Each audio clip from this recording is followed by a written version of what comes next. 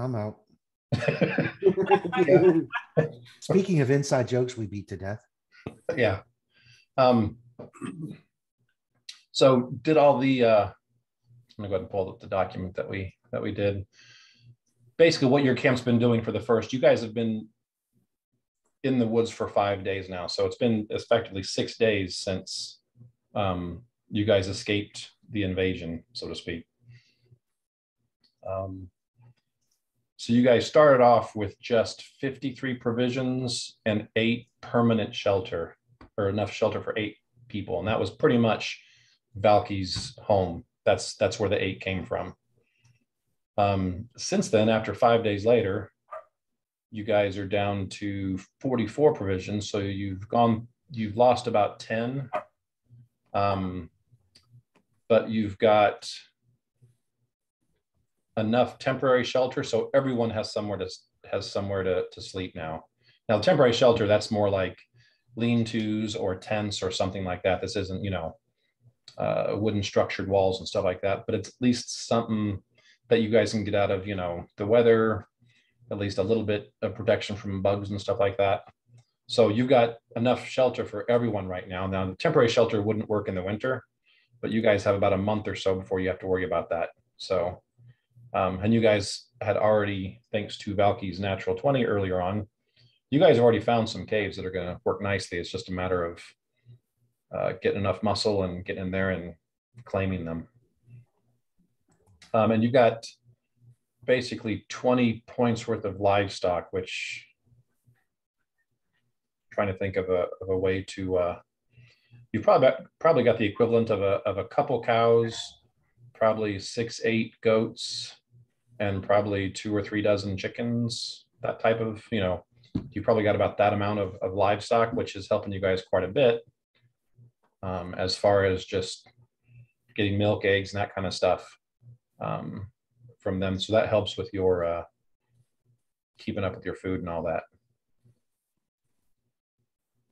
Mike, is there a randomization for like people stumbling into the camp that could be like from the village? Do we have any chance of getting more people? Or are they all pretty much captured now? We didn't get. So stepping back and thinking a little more metagame-ish, there are some things that you guys could go out and find, or some events that could happen that would do that. You guys can help those along by kind of, driving, pushing yourself that direction based on things that come up, or basically just, there's slaves inside the town, that they were gathering them and kind of, that northern section of town, kind of close to the end. You guys had looked at that for a bit, and I think a few of you scouted out and figured out that basically there was a whole like circle road and a bunch of houses in there. Pretty much that entire area was kind of being enclosed as a very large, slave pen or whatever. So, there's townsfolk in there. You don't know how many are in there. But it's something that if you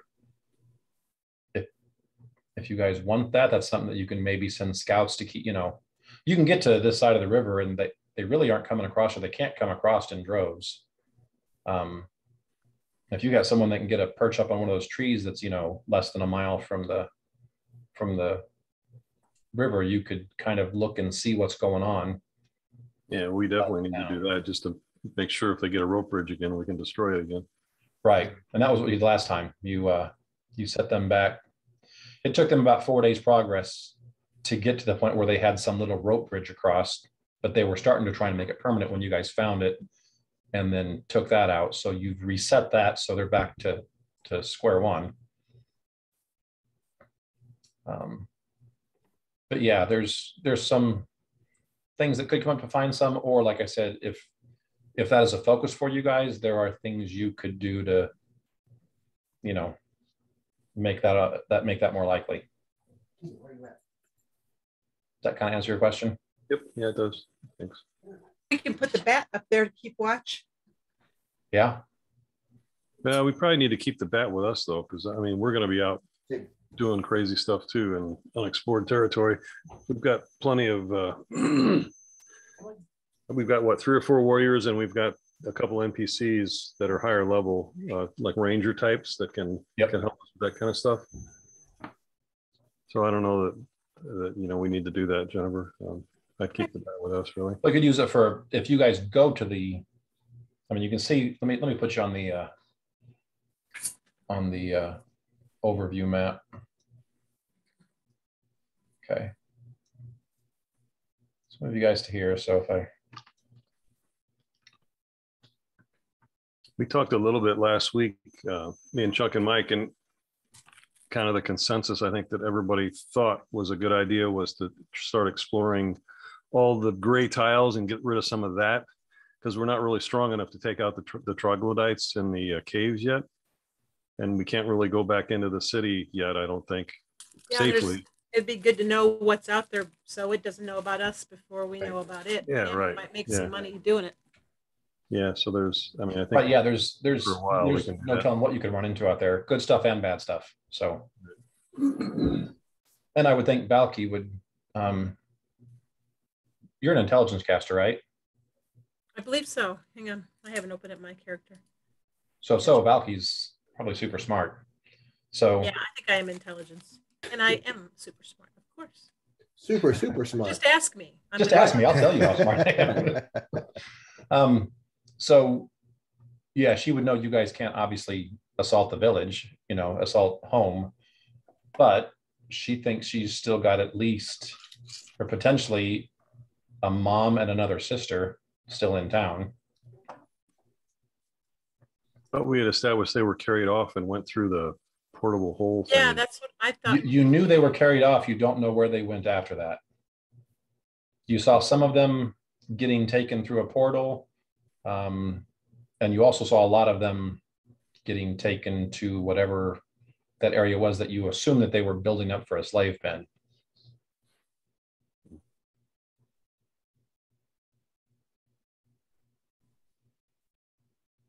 But yeah, you didn't actually see them go into a portal. You guys saw them from where you guys were at. They were heading towards the portal, but the slave pen was also that same direction too. And you guys couldn't get that close because that was getting more towards the inner ring of town, and that was kind of swarming with hobgoblins at that point. Yeah. Would your bat be able to recognize your mom and sister and tell you if she saw them? You told me they would recognize them, but they wouldn't be able to communicate with them or anything, but they would recognize them. Isn't that what you said, Mike? Yeah, you have to look. I'm going to let you look this up. Okay. Most familiars, you've got like an empathy with them, so you can figure out if they're scared or if they're happy or whatever. You can't say, hey, find me all the orcs with orange hair. Right. That would be a little too complex for what that could do, but they could tell you. You'd send them up, hey, see if you see any hobgoblins around here. They could go up and fly a 100-yard circle around you guys and then come back, and you just know, okay, there was something that spooked them, so something's out there and it's probably more up to the north or something like that. I mean, I was asking specifically about her mom and sister, like if the bat went into town and looked for them and saw them, could it communicate that? The master can communicate empathetically with the creature but cannot see through its eyes. Because the limited nature, only general emotions can be shared. So, if the bat could share happiness, if it's I would say if you had the bat with you every time you'd visit them in town, and if they just got to know the bat and treated it kind of like a pet while you were there, then I would say that that level of comfort or familiarity that it can communicate back to you. The master has the same connection to an item or place that his familiar does. So I think that's fair. I think that all reads fair. So yeah, you couldn't tell who it was, what condition they were in, but you could probably get a feel for, hey, they're in town, or no, Yeah, that might be something we should do then, Jennifer, because I mean, if I thought your mom and sister were gone, but if they're not, then maybe we need to make that a priority. I don't know. Are they I guess one thing else we need to see is what they're doing to these slaves. Are they like raping, Right. pillaging, hurting, or are they just like using them for, getting water and feeding them and stuff? Yeah, you'd have to figure that out. Yeah. Well, we wouldn't know what they're doing with the ones that go down in the portal, though, right? No. Correct. You wouldn't know what's going on there. But it can't be good. It just can't be. And if you guys are going to do that, obviously that would be a priority, just because even slaves that aren't immediately food probably don't stay that way for a long period of time. You're muted, Jen, somehow. Yeah, I mean, Valky would like very much to do that, but she didn't feel like it was her right to. Right. Like I said, she's a very smart girl, so knows that, okay, this is suicide to, trying to convince us to go into town and rescue someone. But at the same time, it is family.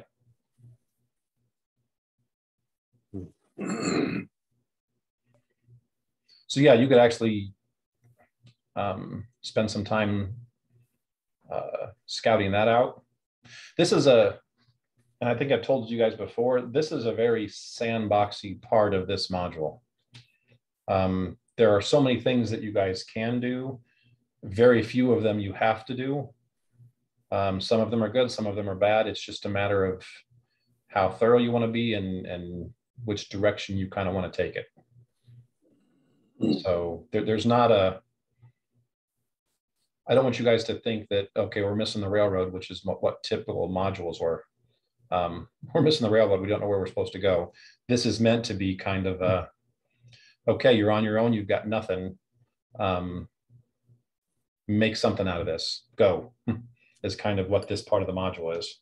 Could the bat bring a message? Is there any reason I couldn't tie a little tube and turn it into a carrier bat?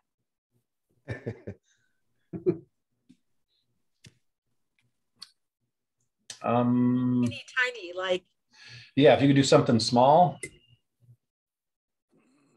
Like I said, it's not a trained thing, but I'm just thinking if it would land. Right. Let's say on my mom, and she saw a little note tag to it. Yeah, we'd make it a roll, but I would say I'd give you a pretty good chance of. There's a risk of discovery with that too. Right.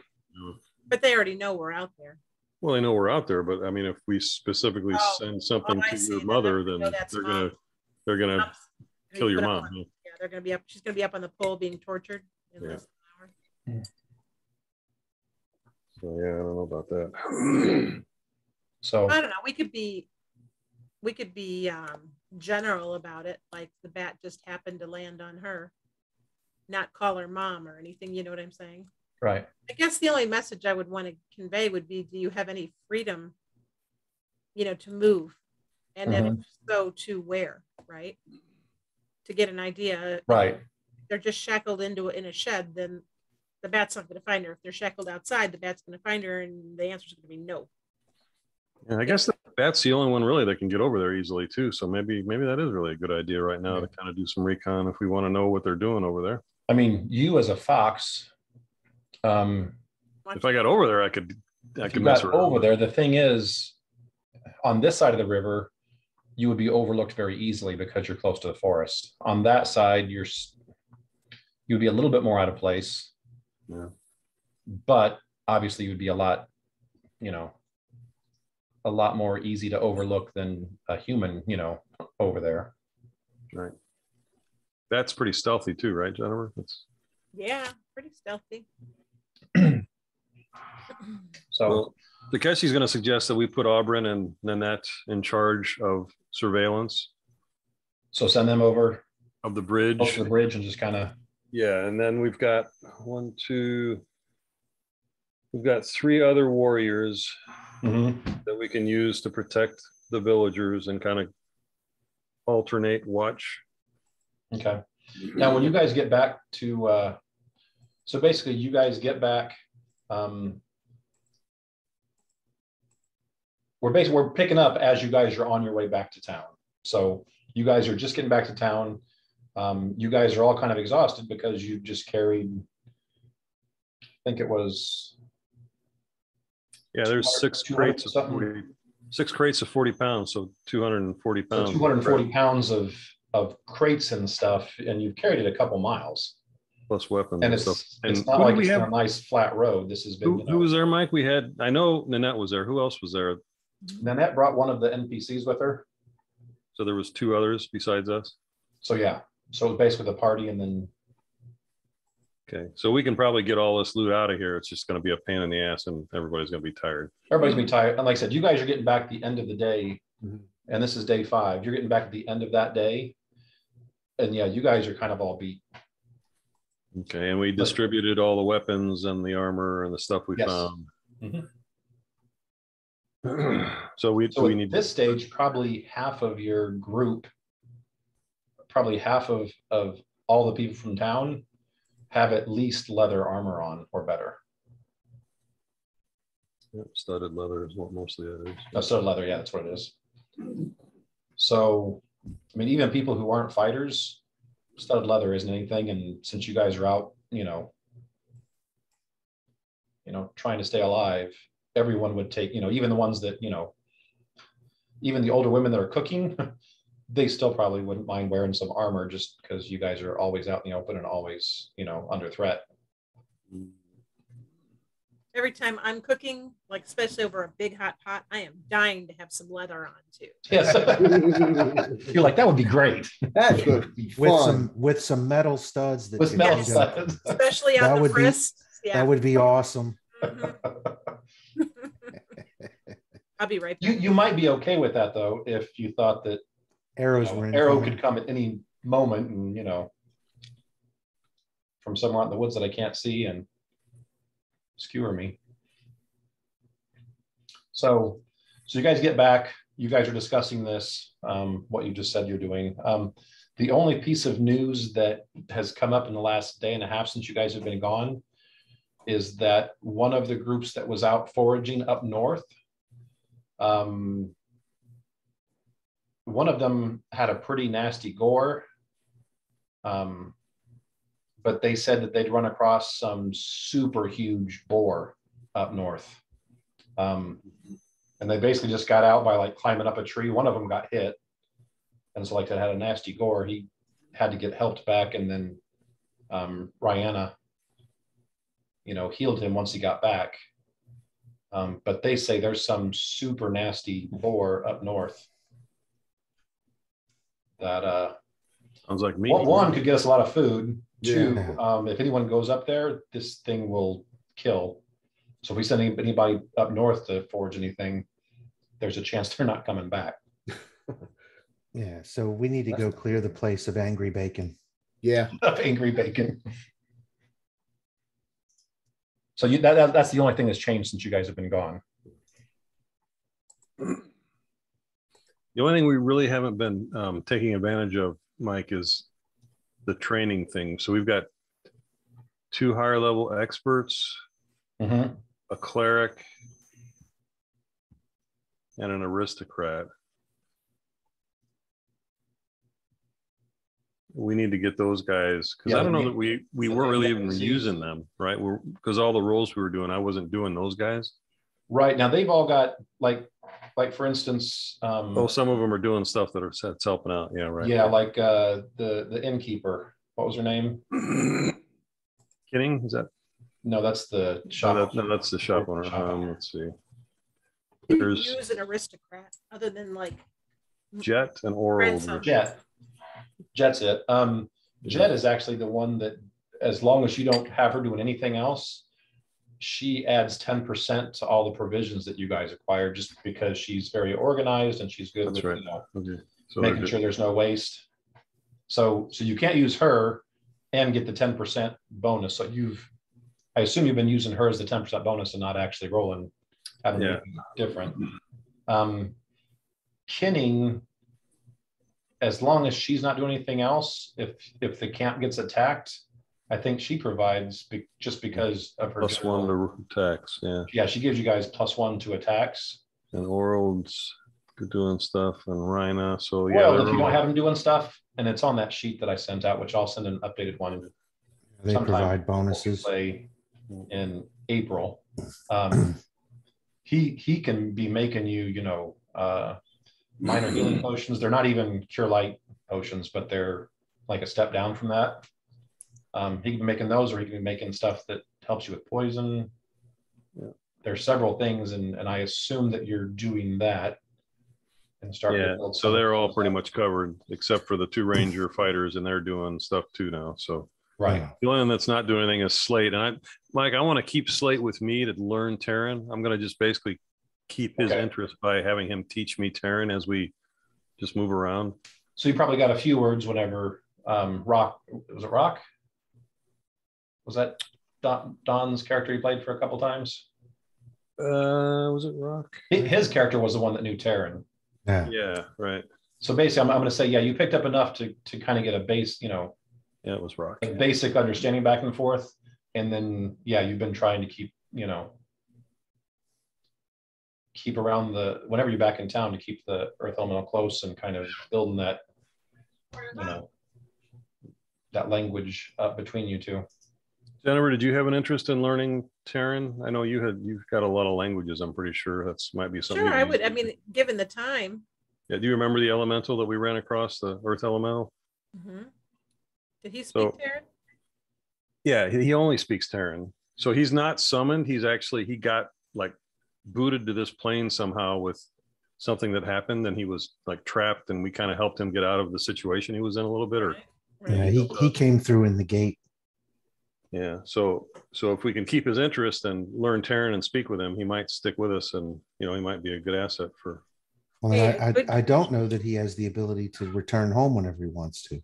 Right. Yeah, he's stuck here anyway, I think. Yeah, unless we can get him into the town again. Yeah. You would assume he probably wouldn't mind going home, but that's like, an ant trying to get from America to Asia. It's kind of well beyond his ability. Yeah, I mean, I've got the intelligence for it. I got a 20 in the intelligence +5 on that. So learning a language shouldn't be a problem. Okay. So as of right now, the way I see it, you've got 3 options right now based on what you guys have discussed and what's going on. You can either scout the gray, the gray spots, and I think said, oh, that fits looks good. I think we said you can get 8 or 10 of those gray things a day just by you guys going out and scouting. Or you can go look for some angry bacon. Or I was saying at this point, I think because we have people going and foraging in all directions, we've encountered a hazard. So I think we should probably go deal with that just to free up the foraging in that area. Not to mention the resources we can get from giant pigs. Mm-hmm. I can just send the bat to town to see if my family's even there, because I don't want to pull our resources if we don't have to. Okay. Is there a range limit on how far that? 1 mile. Isn't the empathy thing is 1 mile, but as long as it's on the same plane as you, it's okay. I didn't see that. Because right now at camp, you guys are about 3 miles from town.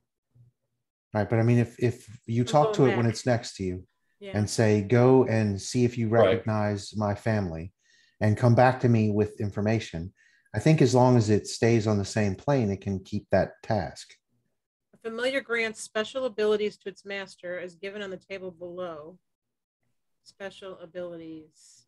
Well, you'll lose whatever. I'm not using those though. You'll whatever pluses you get for it being near you. Yeah, right. So that's the mile thing. Yeah. So it doesn't really break out if you need to be. Oh no. The master has an empathetic link within a mile distance. I still think, though, using that logic check, you could have that conversation and say, go see what you find. And then as soon as it's back within a mile, it should be able to share how it felt. Right. Okay. Yeah, I think you won't have constant communication with it. Right. Because it'll get out of range. But as long as you can impart to it what you want it to do, then I think it can stay on task without your sort of constant reassurance. If the DM grants it so, then it will be so. Yeah, well, that's kind of the thing. Yeah. Okay. All right. Yeah, I remember with Les even, like when Bardos's rat Baru was far, far away, he kind of still used Baru as a guiding post to get to Bardos. Oh, that's right. Yeah, we did. Yeah. Yeah, which I kind of liked. I thought that was, I mean, it's not like he was talking, but he was just saying, he's that way. Yeah. Right. Okay. So Yeah, I'm okay with that. You kind of lose touch once the bat goes beyond a mile, but as long as you give them instructions, go here, look, and then come back to this camp. I don't, unless something bad happens to it, I don't see a problem with that happening. And then, you're getting a report once it's back within a mile of you. Because we kind of use Baru as a Geiger counter. So it was pretty much which direction is the stronger signal for your master. Where do the beeps get quicker? And then we just keep going that direction. Right, exactly. Squeak, squeak, squeak, squeak. Quit squeezing the rat. You're making it squeak too much. Stop squeezing the bat. Okay, so you guys are sending the bat to town to look for Valky's family. Are you sending both Auburn and Nanette? We're putting them in charge of recon, specifically trying to see what's going on with the town, with the bridge, and keeping our site protected. And they've got 3 warriors to support that, and then the commoners, whoever they want. But just keep it in mind that if we don't use the commoners for other stuff, then they're going to be okay for other things. Have you guys, and this is more aimed at Chuck, I don't think you have at this point, have you done any restorations on any of them? No, because I'm not high enough level to do restoration yet. You have to be 4th level to get 2nd level spells, don't you? And I'm 3rd level. Okay. Yeah, we're close. Yeah, we gotta. Yeah, so I can start doing minor restorations. I could actually once you get to 4th level. I could actually spend a day and do like 2 or 3, because I think once I hit 4th level, because I'm a spontaneous spellcaster, I think I get 3 2nd level spells a day. Okay. I know a limited number. So you number. Can't yet. So okay. And the other part of that is because I know a limited number of spells, it's a question of whether or not lesser restoration based on the spontaneous spellcaster thing is a good thing to pick. Now, obviously, it is now because we need it now. But over the course of sort of the career of the character, is that something?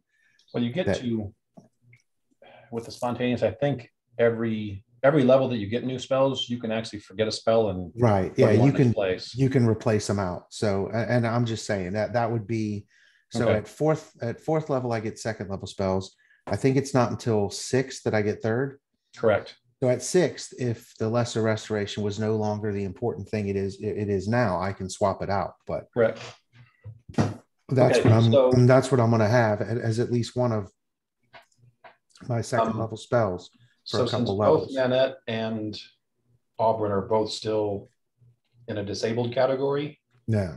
Auburn will not leave town. She'll handle everything on this end, and Nanette will be the one.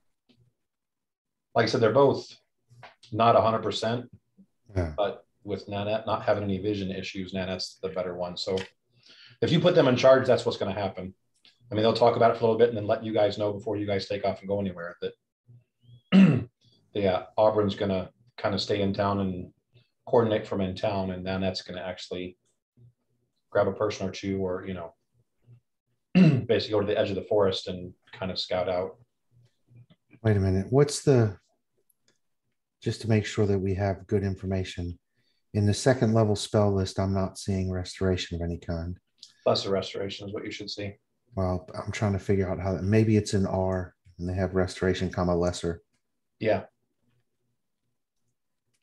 Yeah, there we go. Okay. Heals 1d or repairs 1d4 ability damage. So yeah, in another level, I can get that, and then I can start. And then within a few days, you'd have them. Yeah, within a few days, I could realistically heal them up to what they need to actually be fully functioning. It's kind of cool to actually have NPCs that are useful. Yeah. Well, that will eventually be useful. Well, yeah, but even the hope that they can be. It took me like 2 years to realize that Les was never going to make the NPCs useful. No, they're just irritating. Well, we've talked about this. Les hates all NPCs, whether he's a player or a DM. He hates them all. So, all right.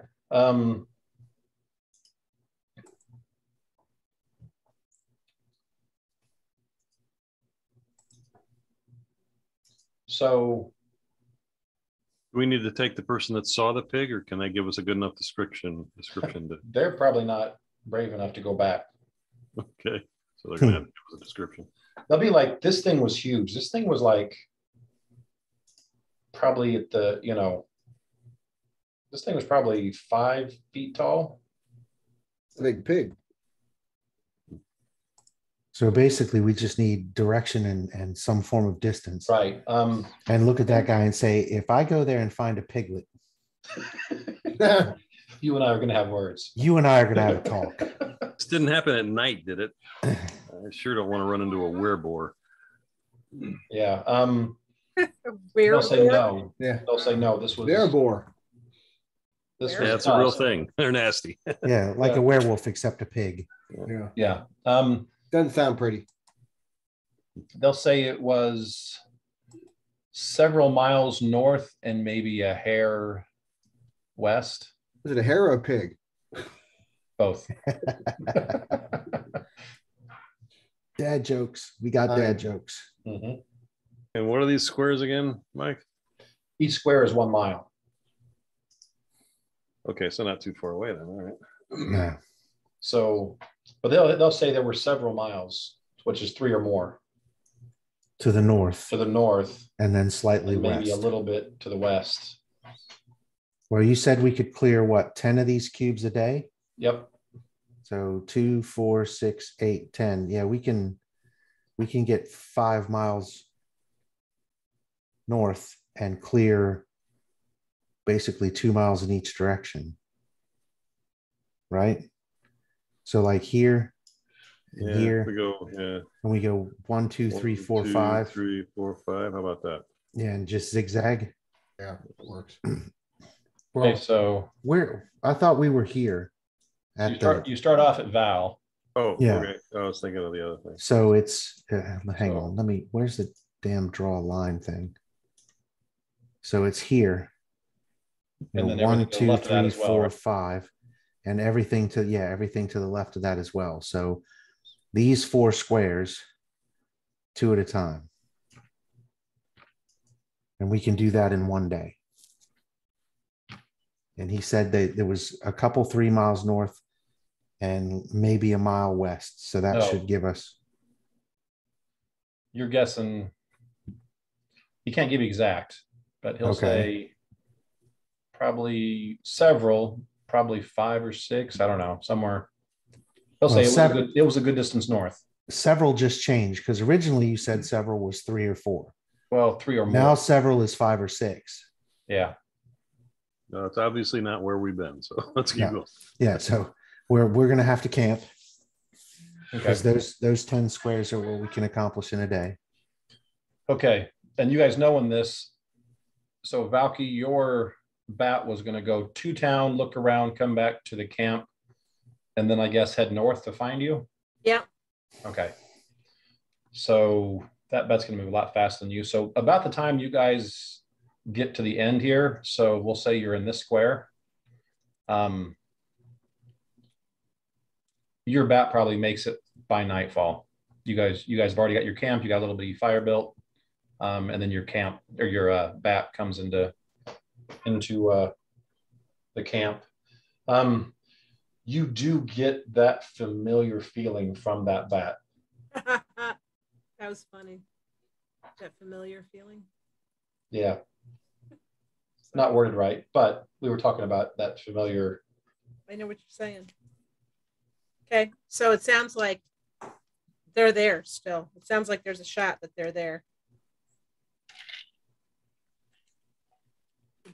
That's what I walk away with that from. Mm-hmm. Do they seem like they're in danger? Is he like happy that I they're don't think there? you can tell me that.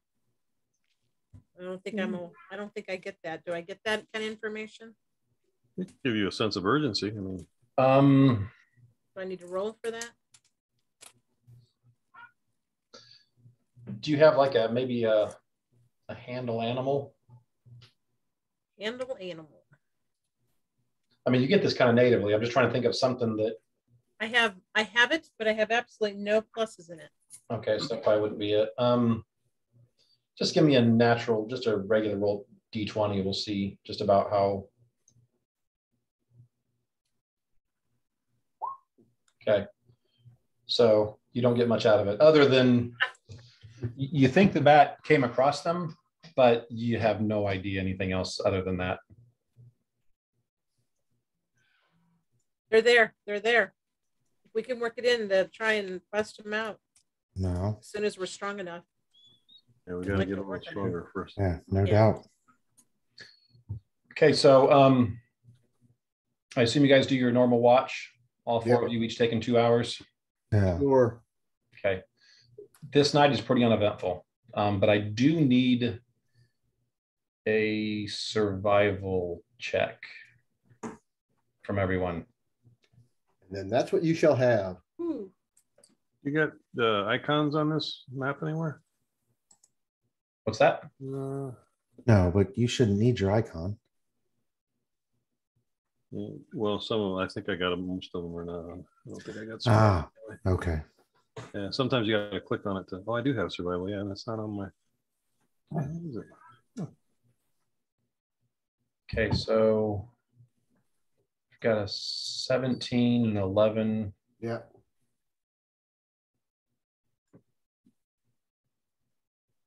Is that 2 11s? I can't. Yeah, 2 11s. Okay. And then a 15. Okay, this far out.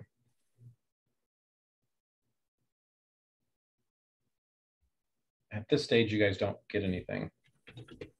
So, okay. Like I said, the night is uneventful. You guys don't have any, no visitors, no noises other than normal forest noises. We would like to watch to go. Nothing abnormal. So since you've been zigzagging, you guys start right here. Actually, that's where you guys are.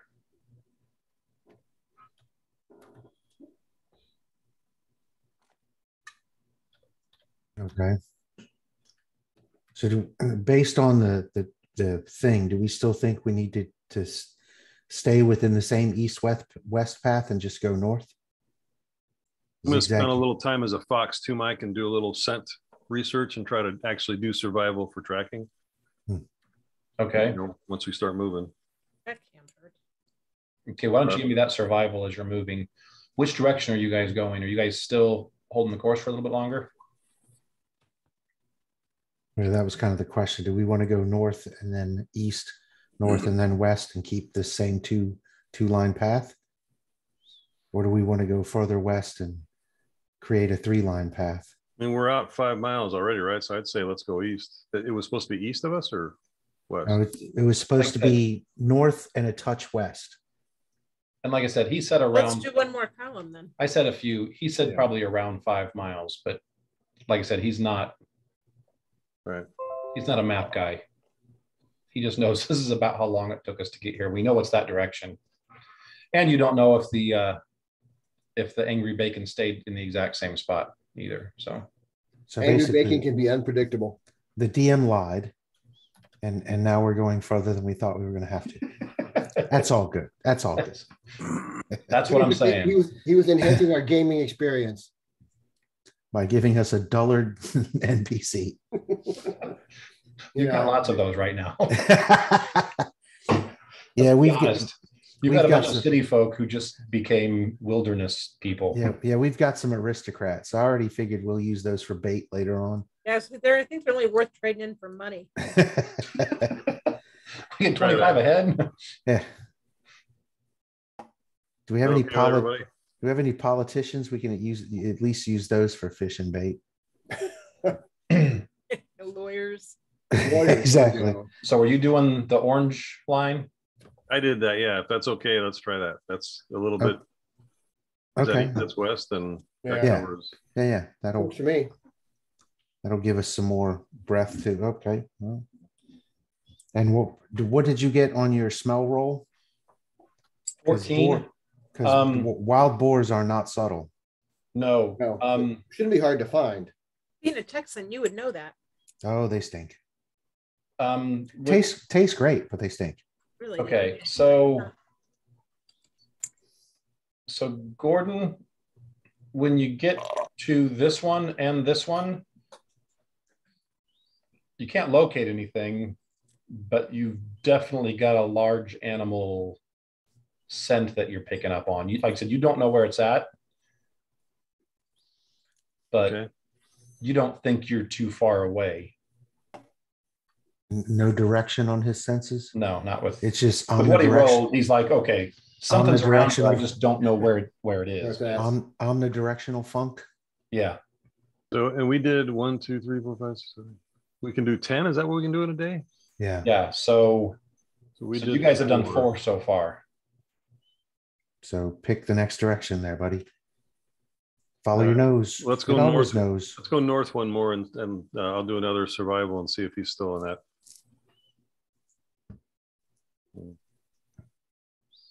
That's a good roll here. You're not certain if you're getting anything. You're not sure. You don't know if you've still got it, this scent, but you kind of still detect something that's not too far away. But again, you're having a hard time pinpointing this. All right, let's go here.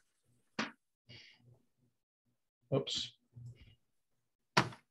And we're eaten by giant boar. And you guys die. And the party disappears. Next campaign. That doesn't sound like any fun. You want me to just keep rolling every mile, or how do you want to do this? If you want to, if you're going to be trying to use this to kind of pinpoint it. There we go. Okay. Now he knows where they are. You definitely know you're moving away. This last move was moving away from it. Like away from it west, or away from it north or south, or?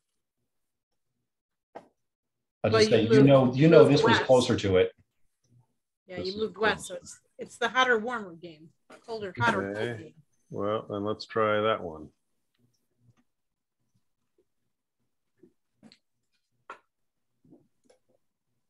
I'll let you ride that 26 a little longer and let you pinpoint that it's south of where you are now. Okay, yeah, I mean, once I get a scent, I should be able to track it, right?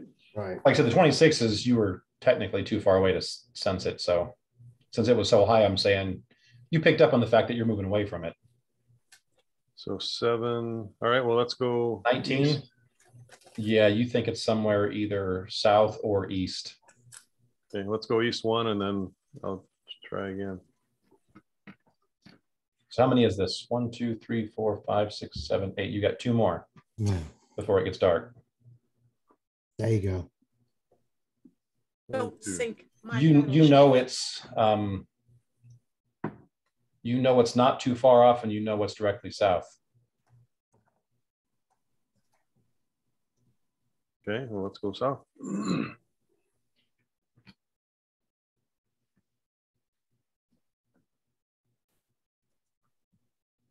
I'm giving you the 22. You know you're on its trail and you're closing in on it. So at this point, the question is, we have one more move and then it's dark. So yeah, you've got about 2 hours of light left. So do we want to back off and camp and go back at it in the morning? An hour is enough time to kill a pig, right? What happens if we find it? We just wait then? If we don't find it, we just wait? Well, I mean, that's kind of my question. If we don't find it on the next move and then we decide to camp, maybe it finds us in the middle of the night. Here, piggy. I don't think pigs are nocturnal. I think they. Actually, I mean, if it's a normal pig. Pigs are kind of nocturnal. Are they? Yeah. When do hunters hunt for them? In the night, either with night vision or first thing in the morning around a feeder, which is kind of cheating, but we do it anyway. So Big Mama, our experience with pigs, she was lazy. She slept all the time. When I'm talking about the wild boars out in the woods, they tend to feed at night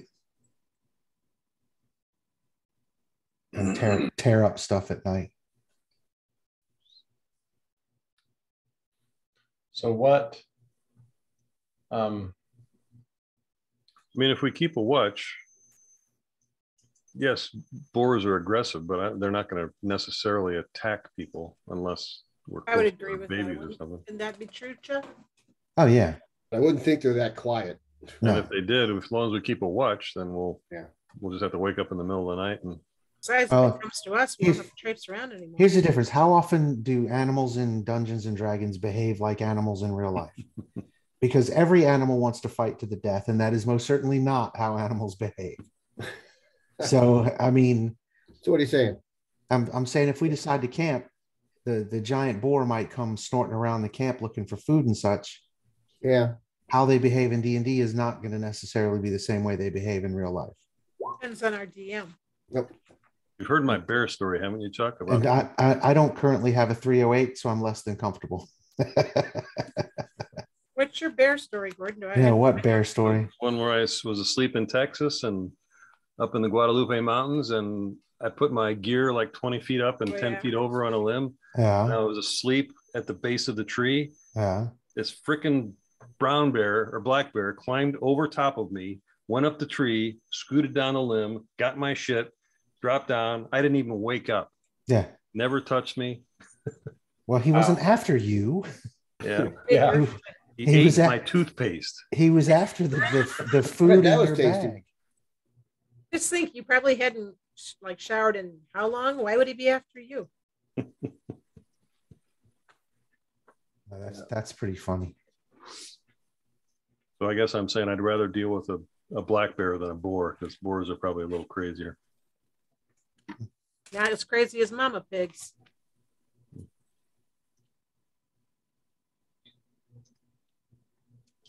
Okay, so that's what we're going to do. We're going to try it. If it doesn't work, then we're going to camp out and then go back at it in the morning. Okay, so you guys have what, two? You got one more. We got one more hour basically. And basically, I'm assuming you guys stop an hour before it dark, so you've got time to make camp. The bat's here. I could ask the bat to look around and see which direction we should go if we want to try and catch it tonight. Well, I got the scent. I mean, now I'm tracking it, so he knows. He's tracking it, and he knows he's getting closer. Yeah. So I mean, we can just go our last step, which would be one more south, and if we encounter them, then we're basically getting them at dusk. So is that what you're doing? You're going south one? I'm good with that. Yeah, I'm good with that. See, dun dun dun. Giant pig. Sounds like a great plan. Spider pig. Spider pig. Spider pig. Kevin, what is your code there? I don't get that. Don't forget it. That was a wrong keyboard. Oh. So can you guys see everything? Yeah. Oh, there's a giant razorback with a mohawk. Mohawk. I bet that's cute. He doesn't look happy. Looks like Angry Pig. That's Angry Bacon right there. That is Angry Bacon. But Angry Bacon is just as tasty as regular bacon. So let's go. I've got one thing I've got to do.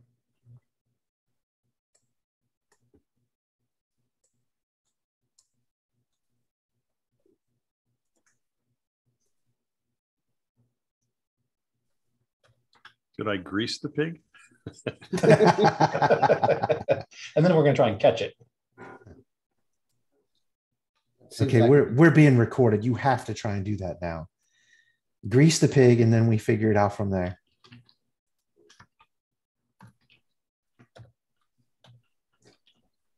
I'll be right back.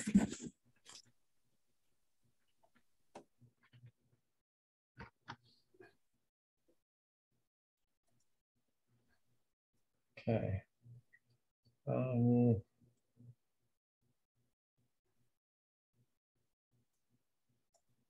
All right, Kirag, get your big sword out. Get my big pig sticking sword out.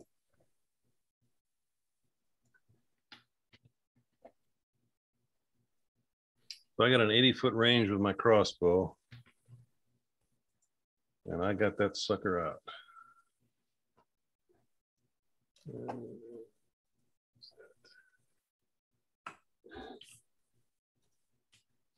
Now, do you guys see a hit point bar in this thing? What are you looking for? No. How about now? Yeah.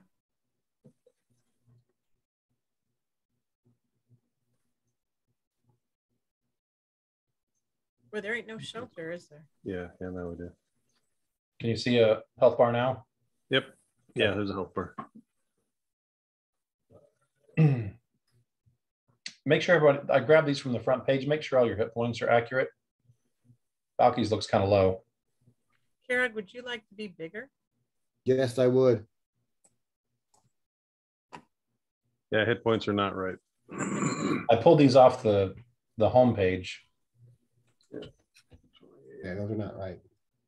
So after we're done tonight, the last few minutes, we'll kick you back to home page and I'll have you guys update those. Okay. Check your hit points, Chuck. They're off probably. Okay, hang on. My armor class is correct. Nope, mine's good. My AC.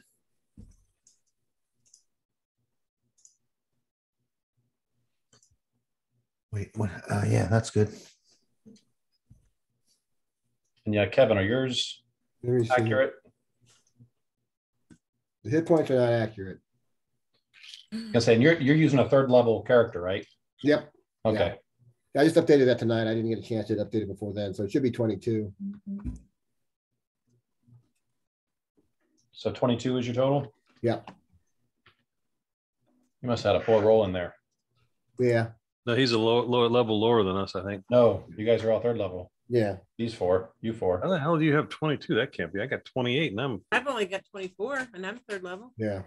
Oh, but he's a big fighter type. That doesn't seem right. Yeah. I have to look Well, at that. You get a really bad hit point roll, that'll do it to you.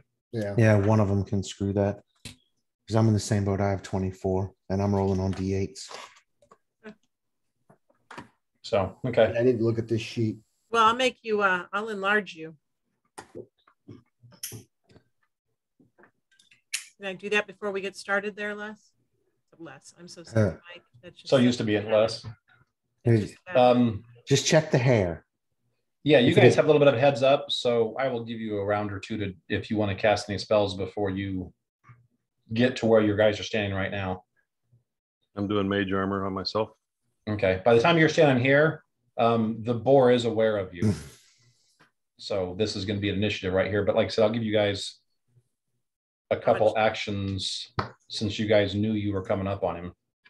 Oh, if that's the case, I'm gonna be already be raging. Okay. I'm going to cast Lifelink on Karog. Okay. I'm mage armoring myself and enlarging Karog. Okay. So I'm going to do mage armor and fire a light crossbow one time at a. It's out of the range once. It's a -2 penalty. Is that right? Well, I'm not letting you do any combat actions Oh, because okay. this thing will charge as soon as it gets shot at.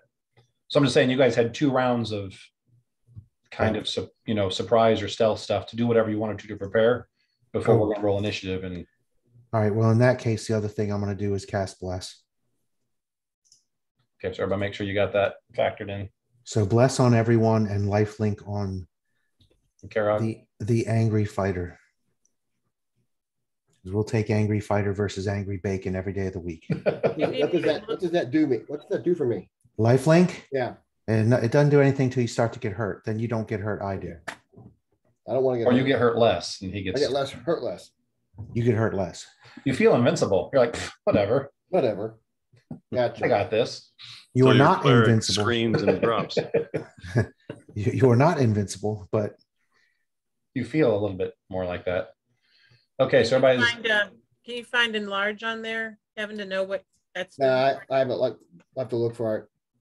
it basically gives you a plus you got a great sword, right? Yep. So the 2d6 I think goes to 2d8 for the damage of it. I think Okay. so too. You get 1 extra damage. Your AC goes down 1 and your to hit stays the same. I thought your strength went up when you got enlarged. It does. So does it not That's go how up enough you're- to give you an additional +1? Well, it does, but the fact that you're getting larger means that the thing is now smaller, which makes it harder to hit. Smaller from your perspective. Gotcha. So yeah, it kicks the dice of your, Yeah. of 'Cause your now damage his- up 1 category. It Now his adds sword 1 is damage. now his sword is ginormous. Yeah. Yeah, now his Okay. great sword's about 8 or 9 feet long. So What a great sword. that is, So yeah, great. that is a great sword.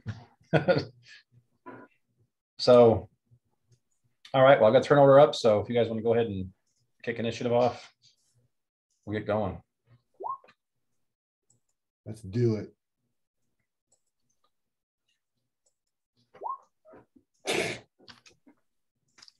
All righty then. All right, then. Looks like the pig's coming to me. Wow, I got a 6. Angry I got bacon. 6. Wow. What does the 33 mean? 0.33. Based on his what dexterity? Yeah, that's weird. Yeah.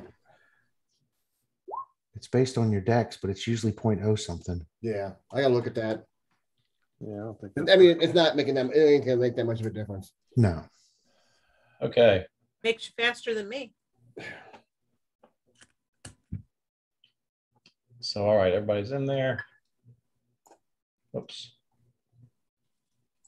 What I meant.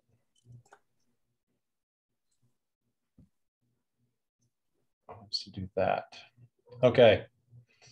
So, Takeshi, you're up first. Are these trees around here? Do they like block view, or These aren't going to block anything? Giant ferns, right? There are some trees around here, but they're just trunks that are less than a foot in diameter, so not really enough to hide behind.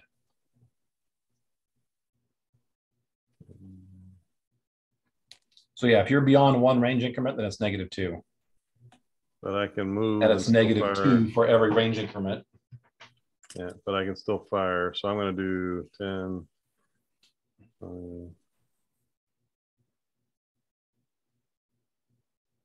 Oh, shite. Yeah, so I'm going to try to stealth to there with a 14. Then I'm going to fire my crossbow.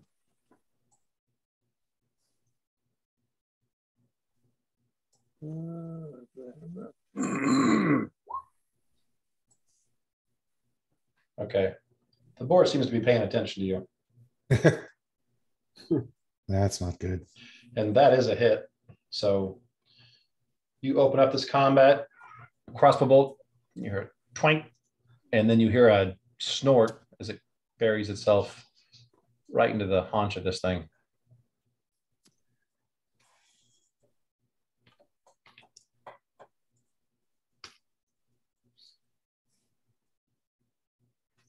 Okay, Echo, you're up.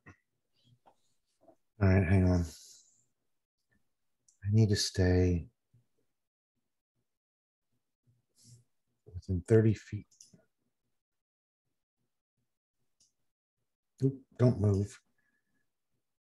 Just range check. 20 feet. Crap.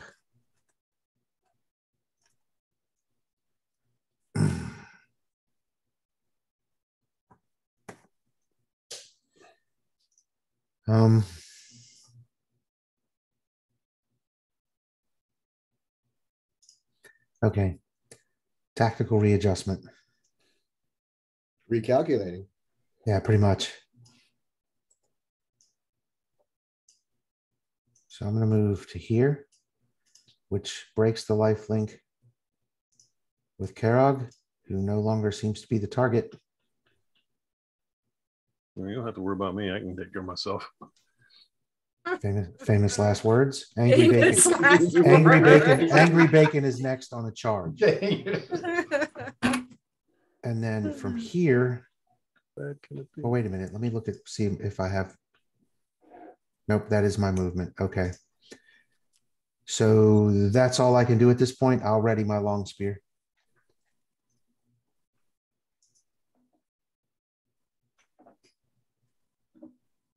Okay, so you get to there and stop. And ready my spear. So not that the pig's going to know this, but depending on which way he decides to try to run over Takeshi, he might run into an attack of opportunity. Okay. Because I have reach. So you set your spear, or you just No, ready? I just ready it. I'm Okay, not setting it for the charge. I'm not close enough for that. Okay. All right. So, Angry Bacon.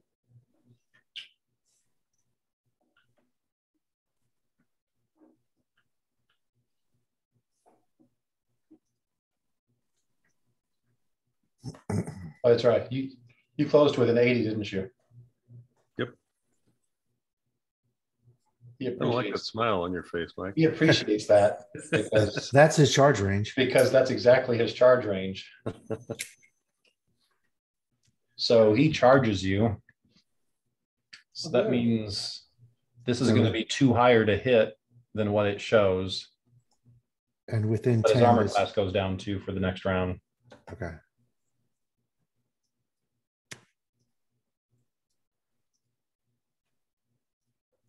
Do I get an attack of opportunity?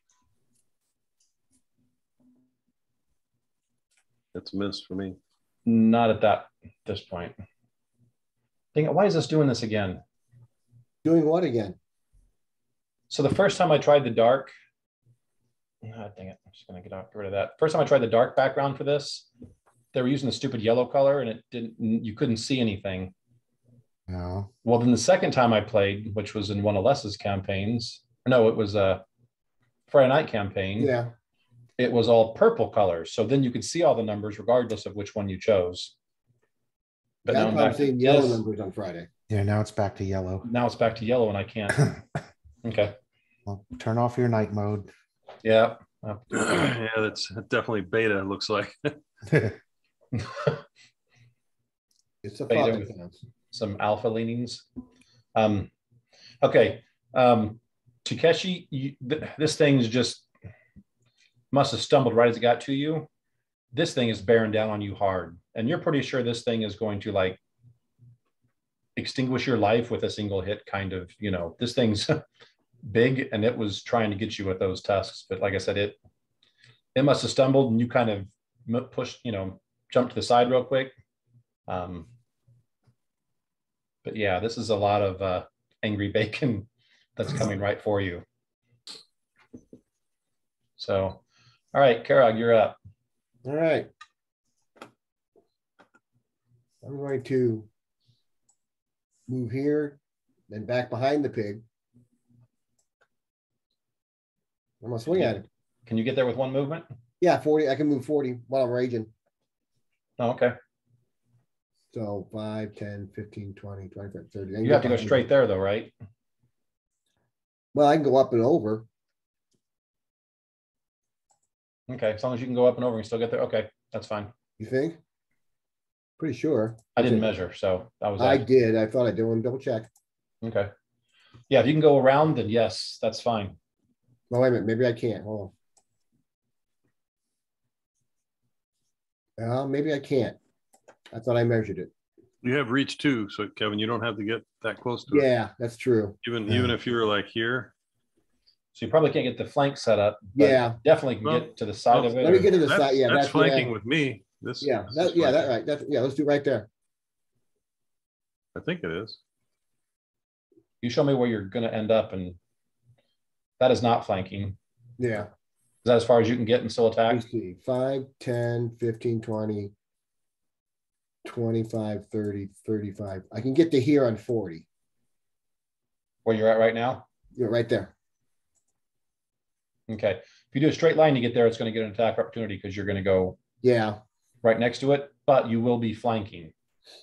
So do you want to take the attack opportunity and get flanking or stay back here and not get the flanking, but it won't get the attack of opportunity either? Yeah, let's not get the attack of opportunity this one, then I can move in the next turn. Okay. Let's do that.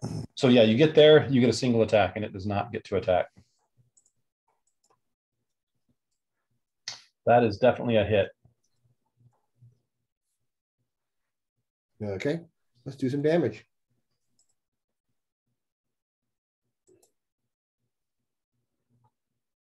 Oh shit. 8 points of damage. That's a sucky roll. So this thing's barreling in, and Takeshi jumps the last second. Oh wait, you didn't do your Kevin. You get an extra. Oh, you did do 2-8. Never mind. I'm sorry. Yeah. And you take advantage of the fact that it's slowing down because Takeshi's moving, and you just jab that sword right in its side. It squeals and turns, and those red eyes look at you. You don't think you've made a friend here. So if I normally get two 8-sided, well, 2 6-sided die, now it's 2 8-sided die. Do I get 2 more? Total of 4? Okay. No. It's just like I said, instead of D6s, they're D8s. D8s. Okay, that's what I thought. Just double checking. So okay. I'm gonna go to Valky, you're up. My goal was not to make friends with the pig. Okay. I don't think you have. Good. Because if we're gonna eat him, I don't want to befriend him. Just make sure you don't name him. Mike, did you see my Oh, message? he's dead. That's his name.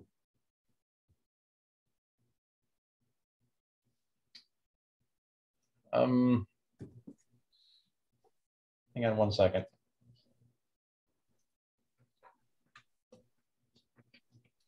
Need to look something up on that. What's wrong with naming them? I have no problem with a Brian sandwich.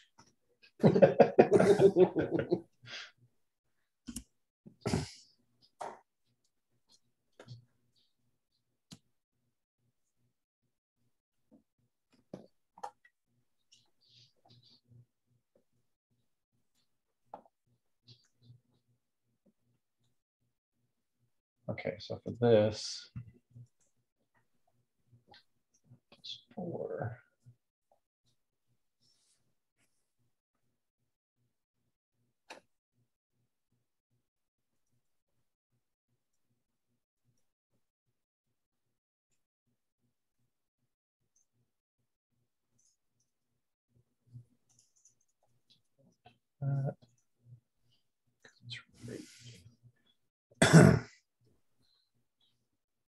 Wow, it's quite the bonus.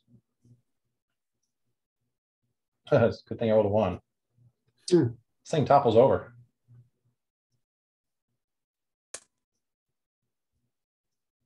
Sleep, Porky Pig, sleep, Valky says over your shoulder. Now it's a side of bacon. I should have tried that before I enlarged it, but it just didn't occur to me that it might be that easy. But you can still take all your large rage off against it now. I can kill it. Well, here's the thing. You can try to coup de grace, but all that does is just if you hit, does an automatic crit. Mm-hmm. So you still might not kill this thing, even with a coup de grace attempt, and it wakes it up, obviously, if you hit it. Yeah, really, that's kind of cool. That actually makes sense. Yeah. You don't do it just right. You should have seen us kill a pig out here. It's not easy to kill a pig. It was a shit show. So yeah, that's not on my bucket list, you know. So after Karag, you don't make friends with this, and it's giving you the stink eye with those red eyes. Then those eyes close, and it just falls over. Nighty-night. So, all right, Takeshi, you're up. All right, I'm gonna take a move action to drop my crossbow and draw my rapier. Okay. And then we're not flanking still. So actually I'm gonna take a 5-foot step. Oh, I can't do that and do a movement, can I? No, but here's the thing. It's already, the prone bonus you get is bigger than the flanking. Yeah. And you don't get both, you get the biggest one. So you've already got a bigger bonus than flanking gets you 2. It's prone right now, you get 4. Okay. Then actually your bonus is even bigger because it's prone and it's sleeping, so it doesn't get its dex. Oh, do I get to backstab it then? Yeah. Yeah. If you've got precision damage, you can definitely. Yeah. How did I never play rogues? I forget I have it. Could I have done that last time? Because I didn't roll that last time. No, because it knew you guys were there. Okay, yeah. So I get an extra D6 for that, looks like. All right, so let's see if I can hit this thing. So you roll to attack, just don't do a 1. All right. Because you've got to get like a 6 or something like that to hit it. So, okay, so you hit. So now you get your normal attack damage plus your sneak attack damage.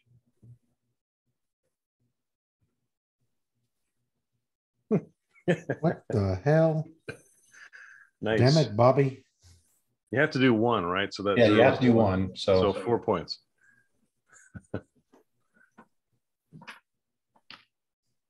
Hey, that's half of what Carol did last time. I'm just saying, okay? I mean, Damn it, Takeshi.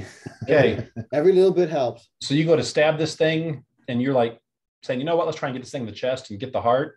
Oh, wait a minute. It's a coup de grace too, right? So I still get don't I get a critical? No, the coup de grace is you'd have to take that as a full round action, and full round action. Again, I moved. Okay. You don't get your sneak attack. It'd probably be more beneficial. Wait, is rapier, is that double damage? Actually, you're better off with what you rolled. Right. Because what it would do is just give you a crit, which would double your 1 that you rolled, which is 2 damage. Or you could go to the chart. Let's go to the chart. We'll keep it for that.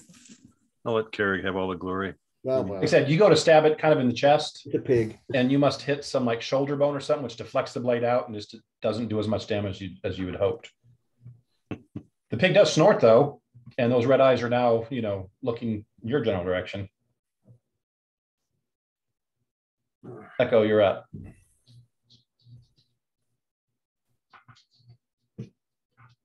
Okay, I'm going to take a 5-foot step here, and I'm going to cast Thorn Vines, aka Barb Chains.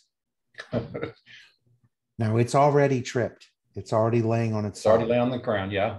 So, but the trip maneuver at this point with the Barb Chains, or Thorn Vines as I call them, can I try to pin it? Wrap it up so that it can't get up very easily. No, first you have to go with a grapple, and then you have to pin it.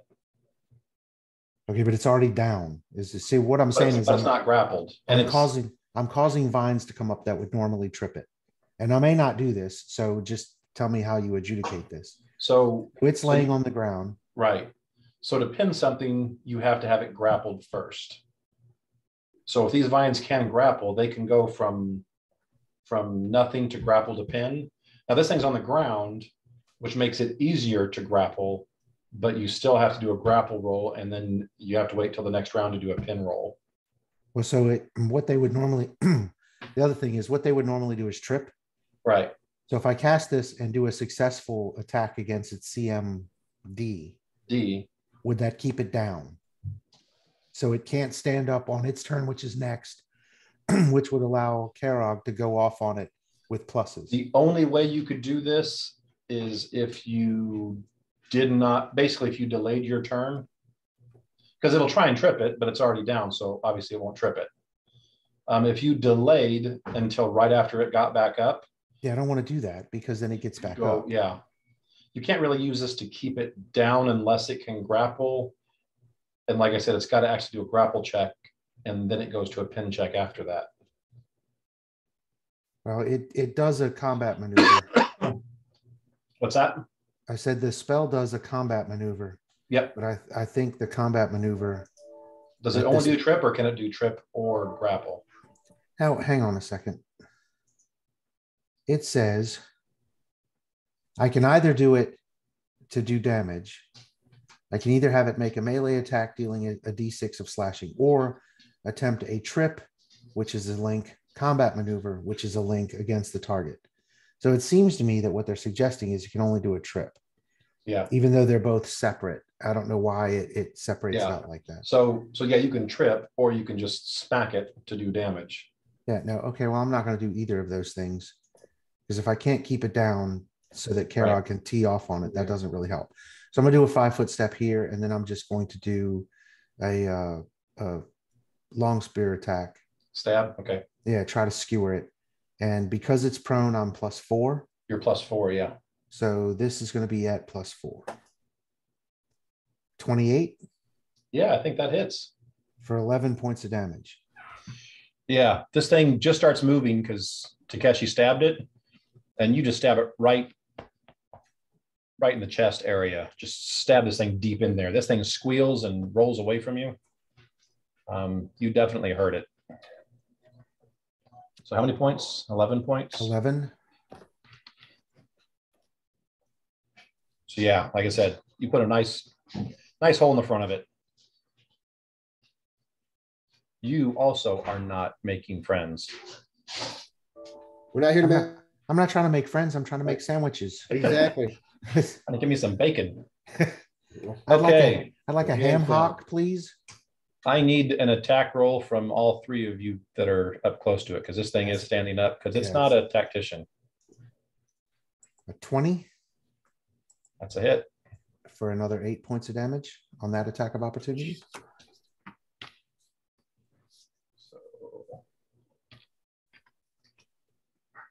Is it still flat-footed? Do I get the No. D6? So the 23 10 to hit, misses, 4 damage. 23 hits. 4 damage. So 4 damage. My 10 is not going to hit, I'm sure. Correct. So yeah, that thing's trying to roll back up. A couple of you guys get some good jabs in as it's trying to stand up, but it is up. So that's one action. So I'm going to roll a d6. If it's 1, 2, or 3, it's Takeshi. If it's 4, 5, it's 6, it's Echo. It goes after. Well, it's not within melee range with me unless it has reach. It's not in melee range with me unless it has reach. And it used its move action to get up, so it can't move towards me. It can only stand up and attack whatever's close to it. You're right. It's Takeshi. Yay. Wow. All right.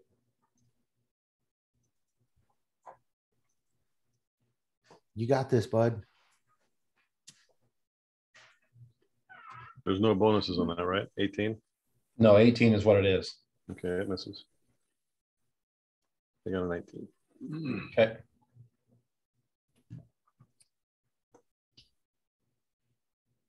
least my Friday night die rolling is sticking with me. You guys are doing lucky there.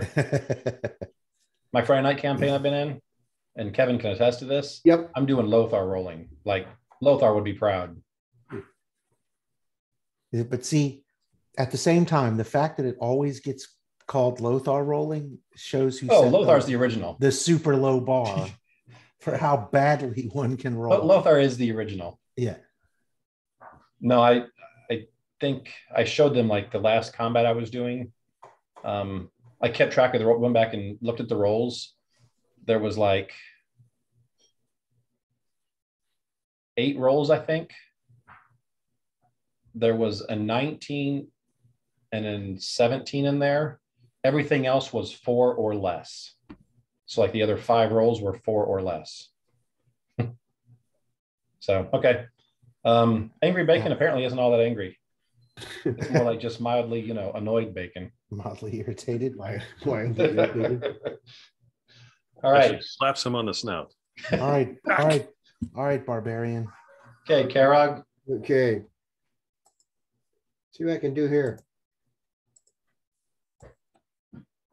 20 to hit. That is a hit.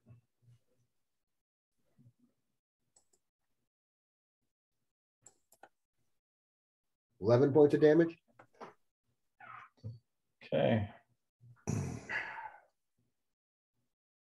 right. It's time to refresh. Okay. You guys are opening up wounds all around this thing. You've rolled 4d8. They have been 1, 1, 1, and 4. Yep. You're going to let me kill this thing, Kara. What the hell? I'm saving my power for the big challenges. Yeah, he's like, not this Bacon thing. Yeah. You got this. Okay, Valky, you're up. Valky's probably going to do it. She's got something up her sleeve. Yeah.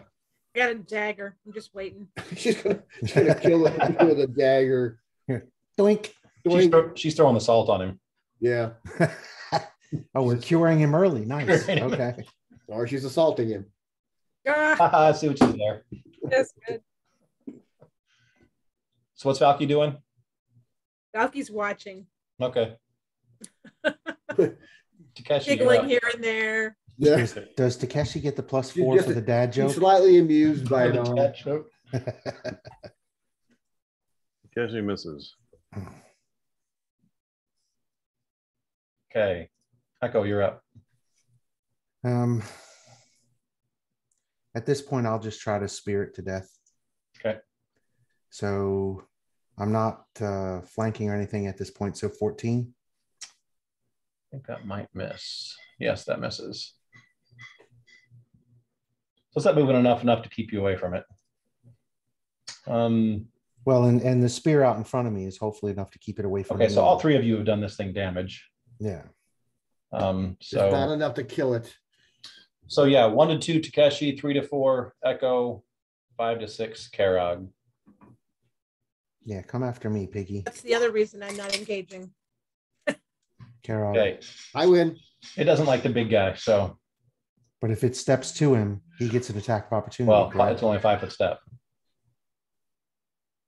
If it was more than a 5 foot step, then yes. Bacon doesn't take 5 foot steps. Right. Let's go with that. Sounds like a line from the Spaceballs movie or something. Yeah. Okay. No. Denied. Ooh. Damn, it's a good thing too. That's a lot of damage. Yeah, it is. That would have made me seriously hurting. Yeah, the dice are definitely on your guys' side tonight. Okay, Carol, you're up. All right. See what I can do here. He tried to attack you. It's not very nice of him.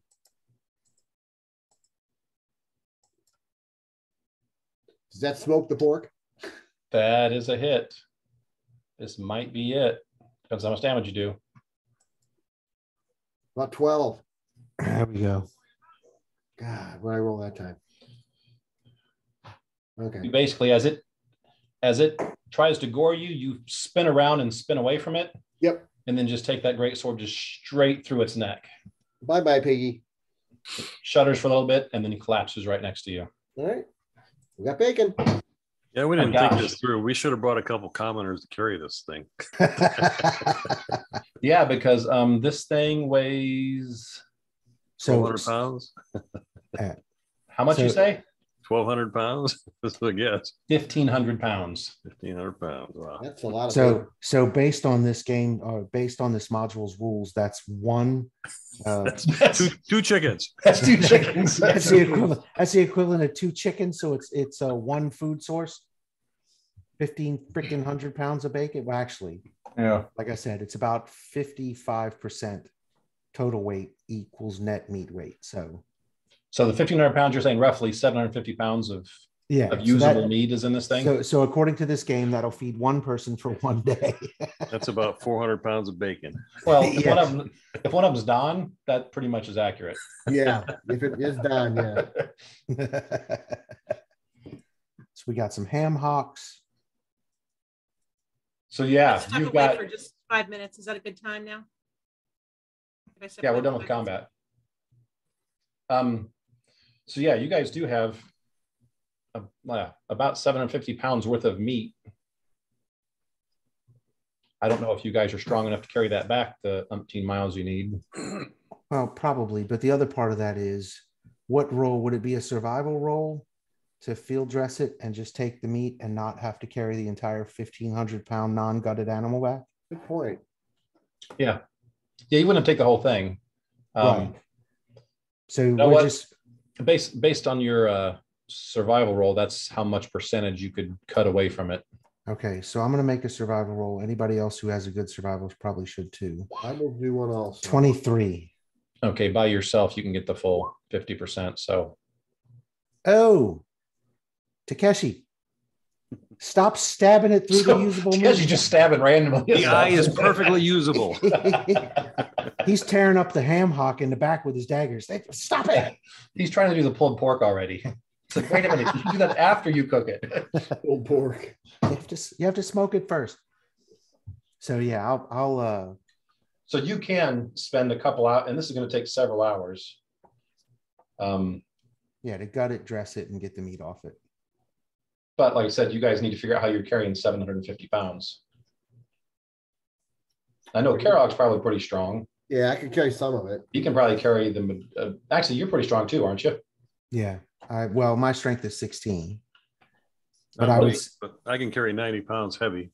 I would suggest that we're in woods area, even though the map doesn't really show it. We're kind of in a wooded area, right? Yeah, this is forest. Yeah. So go hack down a couple things to make a drag thing. Yep. Yep. And then drag a crap load. Yeah. me and Carog can take up the poles. We put the Yeah. meat on the back of the sled and just Yep. drag it. Okay. So yeah, I got to figure out about how much. One resource, the equivalent of 2 chickens or 1 small goat.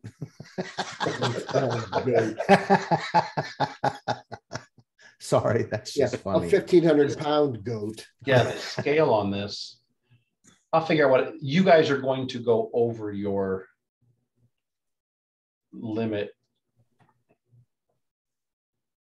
Maybe I'll give you guys some hindsight and let your guys start building storage when you leave, knowing that you're going after a big boar. But yeah, you guys are going to go way over your limit, which, like I said, whatever you have over the limit kind of spoils by the next day. Right, but we could smoke jerky out of this that wouldn't require a storage limit. But you still have to have stuff set up to do that. Okay. So we'll figure this out. Like I said, Yeah. you did the roll. We know you got the meat. It's Right. going to take you a day to drag the meat back there. Yeah. So yeah, I'm surprised I did not get any of you at all. We're sorry. No, we're not. No, this thing hits hard. And there were a couple times that if it hadn't missed, it would have come damn near close to killing you guys. Oh yeah, yeah, would have hit me pretty bad.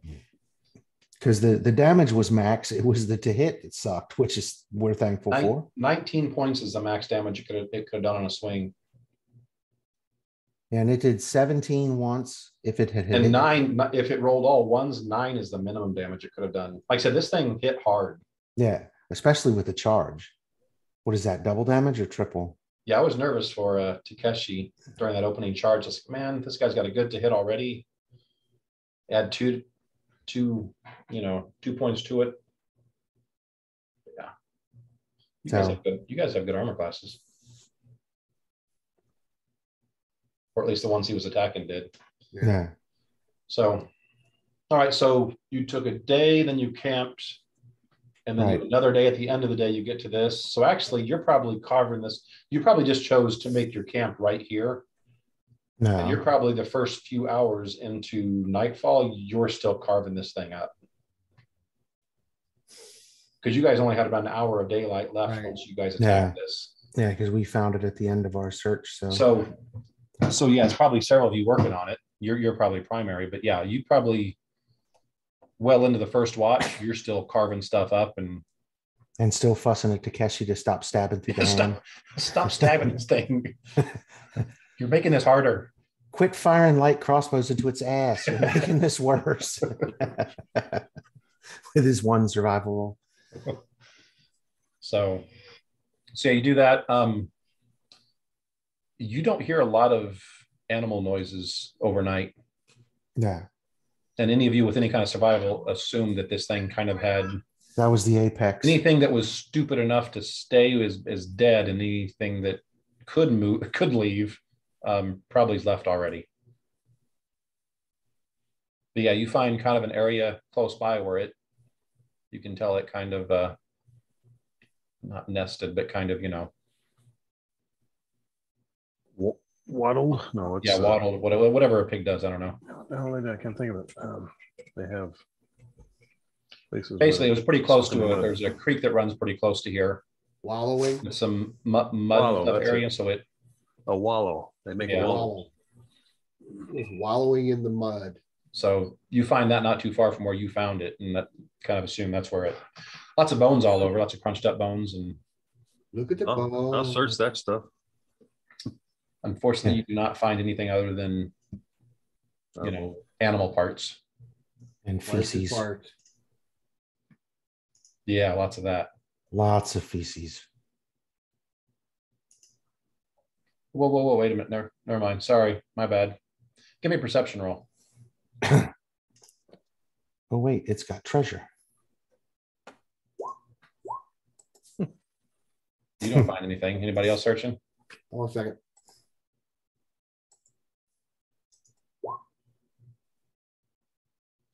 Okay. So you probably throw Karog on guard duty since, you guys are carving stuff up and doing stuff. Karog, as he's just wandering over there, as you guys are searching, he wanders over and finds something shiny. You find a ring. Oh, a ring. Nice gold ring. I'll bring it to someone that can tell us what it does. They'll detect magic on it. Yeah. It is magical. Yeah. So you have to do a spellcraft check.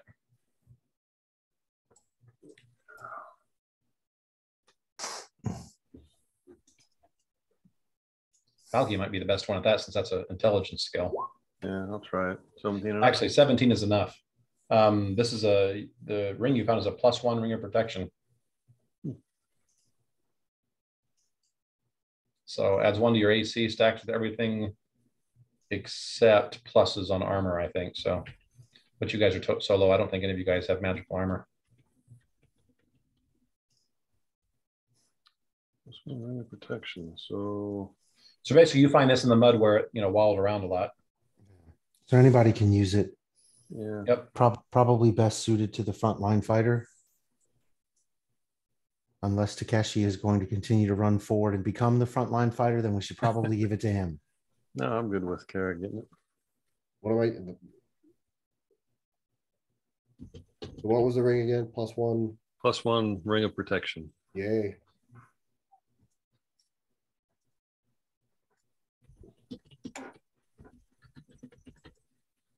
Matches my outfit. Wow. I'll wait for Chuck to get back so we can make fun of this. It's a deflection bonus, Kevin. Okay. +1 to your AC. All right. Take that.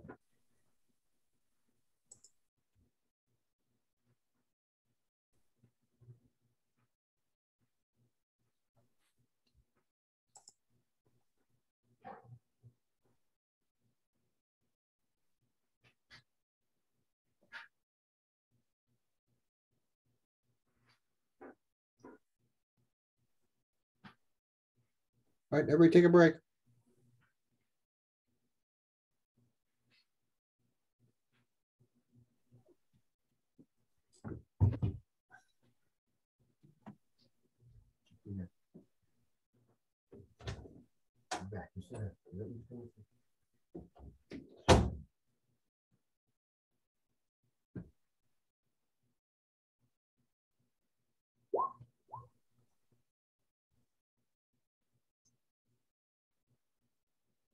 I'm gonna do that too.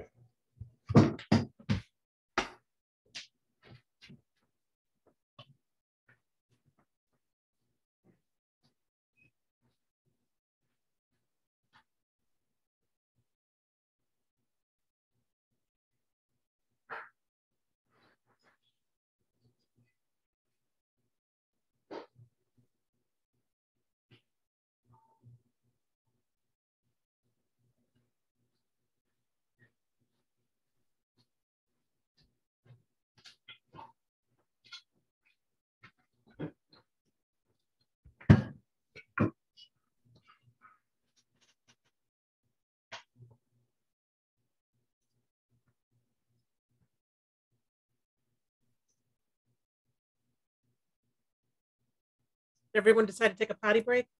Yeah, Torpedo took off, so I was like, all right, I'm doing it too. So Sorry about that. no worries.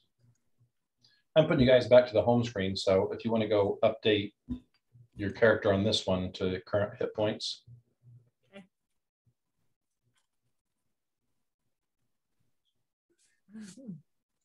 I was going to bring you a bowl, but I wanted to make sure nobody was waiting on me.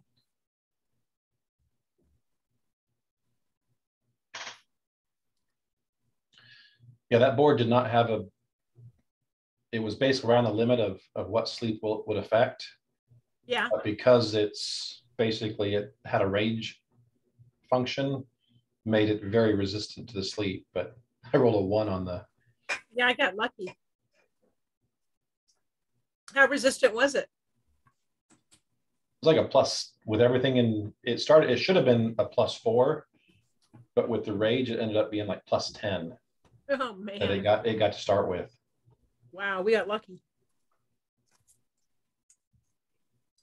Big time lucky. So Gordon, I prefer to call it skill. And you're muted if you are there. Gordon is just, he came in to get some popcorn. We had a Gotcha. crappy dinner. I was starving to death, wasting away here. Yeah. So I want everybody back before I'm back. So it actually spells out and says here in the module, PCs kill Angry Bacon. The meaty boar provides 5 provision points. 5. So it can feed 5 people Five for people 1 day. for 1 day. Oh, that's bull crap. 750 pounds of meat. These are some big ones. Like I said, these are the ones you see at the Golden Corral buffet. Yeah. Math. Whoever wrote that is not anchored in the real world. Aren't their strong suit. That's not right. Yeah. I mean, just the hams alone would be, we feed 15 people off a ham 2 nights in a row. Yeah. There's 2 big hams on there. Right. So I'm going to adjust that number. It'll still be lower than what would realistically be there, but it will be much higher than what the module was going to be. 750 pounds of meat. That's what, 2 45-pound hams? Yeah.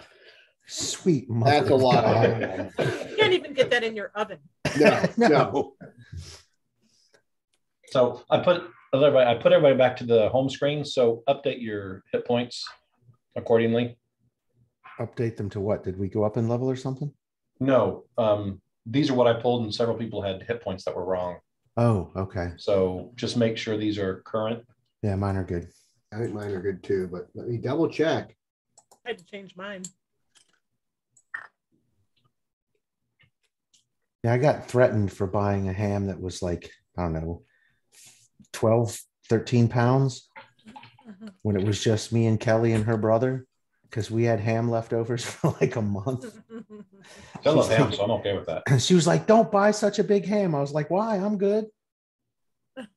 Well, here's the difference. Was it a bone-in ham or just one of the processed ground ones? No, it was a spiral cut, bone in. My dog gets the bones. Oh, you know, you're a very dog savvy guy. So what bones can and can you not feed your dog without danger of ripping open his throat? Technically speaking, anything raw is fine. Right. If you cook it, it becomes problematic, and you probably shouldn't give it to them. That's what the common wisdom is. So the ham bones, they're cooked, aren't they? Or they're I've never had a problem with ham bones. The issue that they have is with cooked fowl. So chicken bones, turkey bones that are cooked, because they're so much smaller, and when they break, they tend to splinter. That can cause an issue with the dog's throat or digestive system. In my experience, ham bones and the big soup bones that have the marrow in them, I used to just boil those up and give them to the dog, and she'd spend hours picking the marrow out of them and then chewing on the bones, and there was never a problem with them splintering or becoming any sort of an issue. Yeah. Cool. So probably pig and beef is fine, but chicken is not. Yeah. It's foul. So chicken, kind of foul, I don't like chicken, duck, quail, any of that that's cooked. If it's raw, they can eat the whole freaking thing. That's what they do in the wild if they find one. Because they're basically scavengers. You're not great hunters all the way around. Right. But as long as it's not cooked, then they can eat all of that. But when you cook those bones, they calcify on the outside and become brittle, and then it can splinter. Good to know. Yep. We talk about it all the time.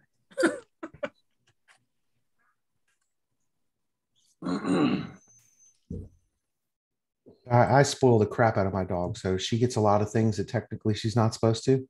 Yeah. Just because technically chocolate is toxic to dogs. I was going to ask about that. It has to be.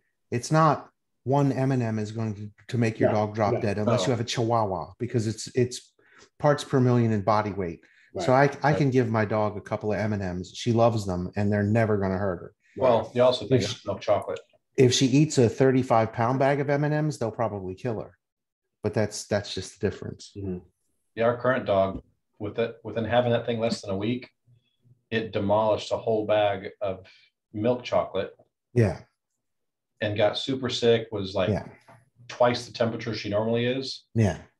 And we called the vet.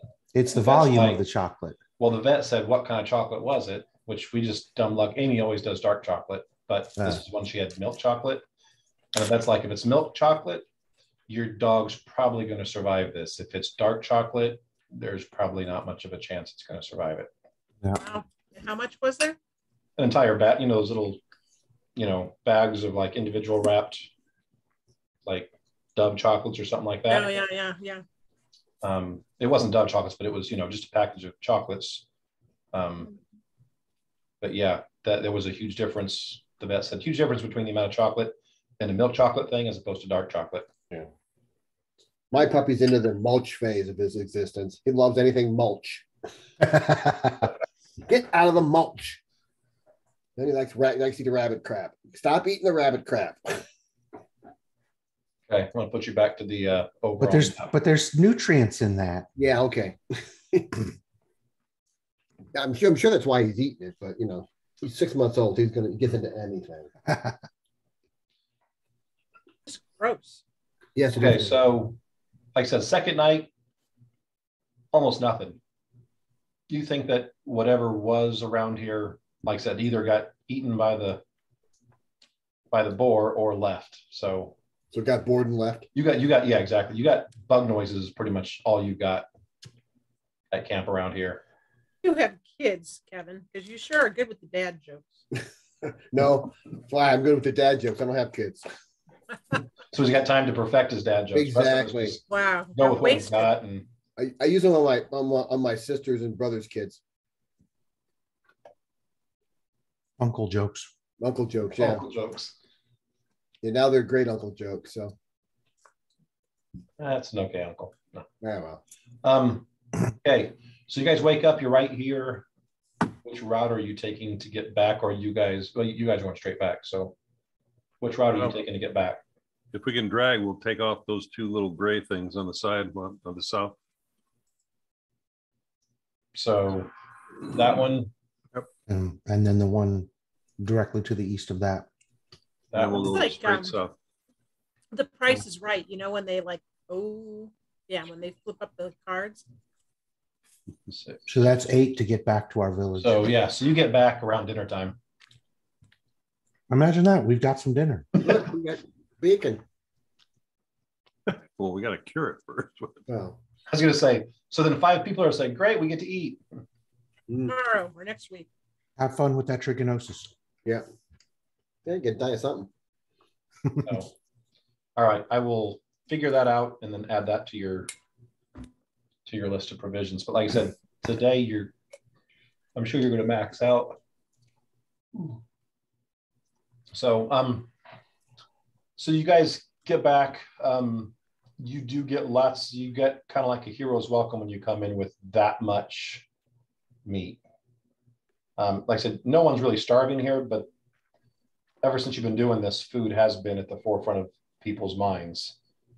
Just because, less than a week ago, they had their homes, they had to store they go to, whatever. Now it's literally what you can find crawling around is what you're going to eat. And if you don't find anything, you're going to starve. So you guys get quite the welcome from that.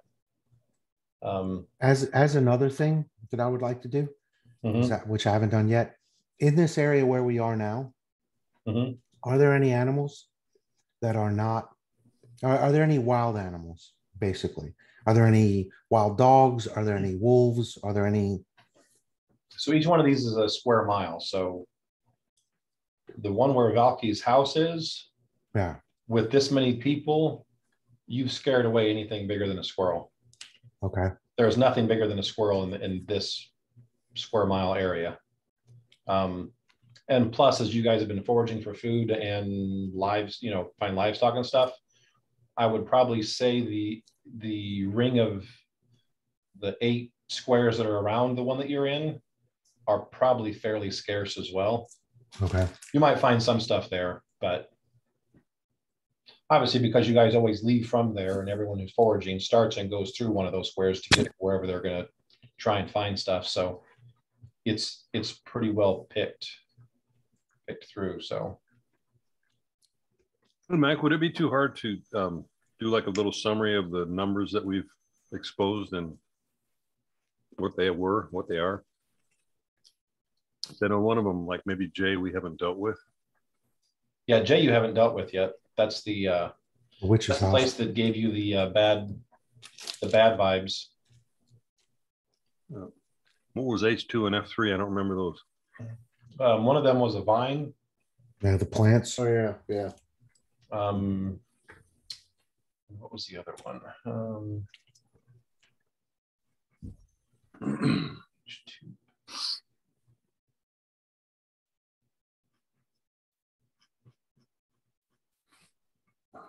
And Jen, does Valky have a handle animal? She doesn't not have it, and she doesn't really have it, but she's capable of having it. The other one was I'm a nil. Was a hobgoblin encounter. Aren't the caves? I thought K was caves. Is K the cave? The K are caves. Yeah. And that's eventually where you guys want to move to before it gets to winter. And J was a shed, right, or a shack? Yeah, there was a little rundown, like a house, like a homestead from someone. But like I said, it just gave you guys the very spooky vibe, which in a sense was your DM saying, don't go there because I don't want to TPK the campaign yet. Yeah, you're not high enough level to mess with this. But you guys are feeling more confident about clearing that place out now, so. And so just to let you guys know, we have excess food now that's not going to last forever because we at this point don't have the storage or whatever, the salt curing or what have you that we need to it. And one of the things that I have considered before but haven't done anything about is maybe having Echo range out and try to find, like I said, wild dogs, wolf pack, something like that. Use handle animal to try to begin domesticating them, because then we have an alarm system. Sure. Sounds good. Yeah. And I could use some of this pork that's not going to last forever to go out and try to win their favor, basically. Does anybody else have it besides me? What's that? No, Handle I don't animal. have a handle animal. Yeah, I don't need No, it. Kevin does. I don't think so. Yeah, I think I'm the only one that has handle animal at any sort of level. Yeah, I just have a zip in it. I haven't put any energy into it. I can't. Yeah. Well, and I think if my handle animal and of course the subsequent rolls are good enough, then I can sort of start to win their trust and then work on that. And I think at that point, if I'm successful, I don't know that everybody else has to have a bunch of it. So, I mean, if you want to spend your points on that, fantastic. But if you don't, there are other things you can benefit from. I don't think you need to. Yeah. And we're going to have a day or two, even from our travels, so we can build storage for provisions. You know, we I'm going to give you guys you guys were gone for 2 days. Yeah. And we haven't done what those 2 days are yet. Right. I'm going to allow you guys to have hindsight and say, you know what, we're going to get this big old boar. If it doesn't kill us, there's a chance we're going to be coming back with a ton of meat. Right. 750 pounds of meat. Yeah, and the build storage one's one of the easy ones, so it should be pretty easy to get that developed pretty good. And yeah, storage, it's just a generic, like I said, this is just a numbers to make it something you guys can game with. Yeah. That storage can be anywhere from actually something that you guys can sink in the ground and keep it cool. It can be stuff that's just a box, so things can't get into it. It can be or racks for making jerky. Yeah, exactly. So then you have jerky, longer lasting. It can be any of those things. It's not just a box. A box in the ground that you can throw stuff in. So I still wouldn't mind being able to try to semi-domesticate if there's some. I mean, wild dogs, wild cats, whichever. Because they may, once you can convince them to hang out with you because you feed them, then they make great alarm systems. Right. DC for dogs is 10, for cats is 20. Yeah. For cats, they have to beat your DC because they own you. Right. The cat has domesticated your ass. Yeah, that's pretty much. That's why you get up at 6 o'clock in the morning with a cat face right here, because it's hungry. I have that problem with dogs. They do the same thing. Ours is the opposite. We have to get feed our dog. Our cat's just downstairs, food out all the time. He'll just eat what he wants, doesn't eat what he doesn't want. I can't do that because anytime I leave food out, the puppy gets it. Mm-hmm. He eats his food, then runs to Sadie's food, looking for hers. Mm-hmm. Yes, I heard. So, so I said, you guys get back. Like I said, you're kind of greeted like heroes with all that meat you've brought. As typical, Valky, when you're out, your sister's probably one of the first people to greet you every time you come back. Probably more so this time, since she knew you were going out to, you know, attack some big, huge monster. So after you guys are back in town, after you guys are back in town for a few hours, one of your warrior types that's kind of helping Auburn and Annette tells you that Annette is staying out at the edge of the forest tonight. But she did say when you guys get back in town, she's got some information for you guys that she thought, and he'll look more at Valky and say, definitely you, but all of you will be interested in. Okay. And can you mark on the map where our little sort of sniper nest is for the people who are doing watches on the bridge? Okay. So do we have like a semi-permanent structure there, a tree stand or a tree house, or what do we got going on there? It's nothing built. That's the closest outcrop or the part of the forest that gets the closest to the actual river. Okay. And it's got some areas that are elevated a little bit, so it's very easy for you to look out and see. So what sort of resources would we have to spend to put even a basic or simple tree stand there so that we could have a watch person who wasn't on the ground and less likely to be seen, even if hobgoblins came through? The thing is, there are still hobgoblins that come through there regularly, so anything that you would build permanent would tip them off. That's where you're at. Well, but I mean, if you have a ladder and a tree stand that you cover with branches and camouflage it. Okay. You'd probably have to give up, I don't know, a couple people one of your days for crafting. Okay. Probably 2 people for 2 days, 2 successes to be able to craft something just quick that they could, because obviously there's travel time to get out there. You got to take stuff with you, and then you'd have to build whatever you're going to build. And I know, Gordon, you've been paying attention to the craftsmen and the other stuff that we have. So it seems it might be worthwhile to me. I don't know if you disagree one way or the other, but to expend those resources to have them put something that allows us to spy with a little more safety. I mean, we could put some, steps up a tree just so you could get high quickly, but. Yeah, well, basically what I was thinking was like a deer stand. Right. And then just camouflage it with branches and stuff, not like some complicated thing, just so our lookouts have somewhere to go or have somewhere to be that would keep them out of harm's way.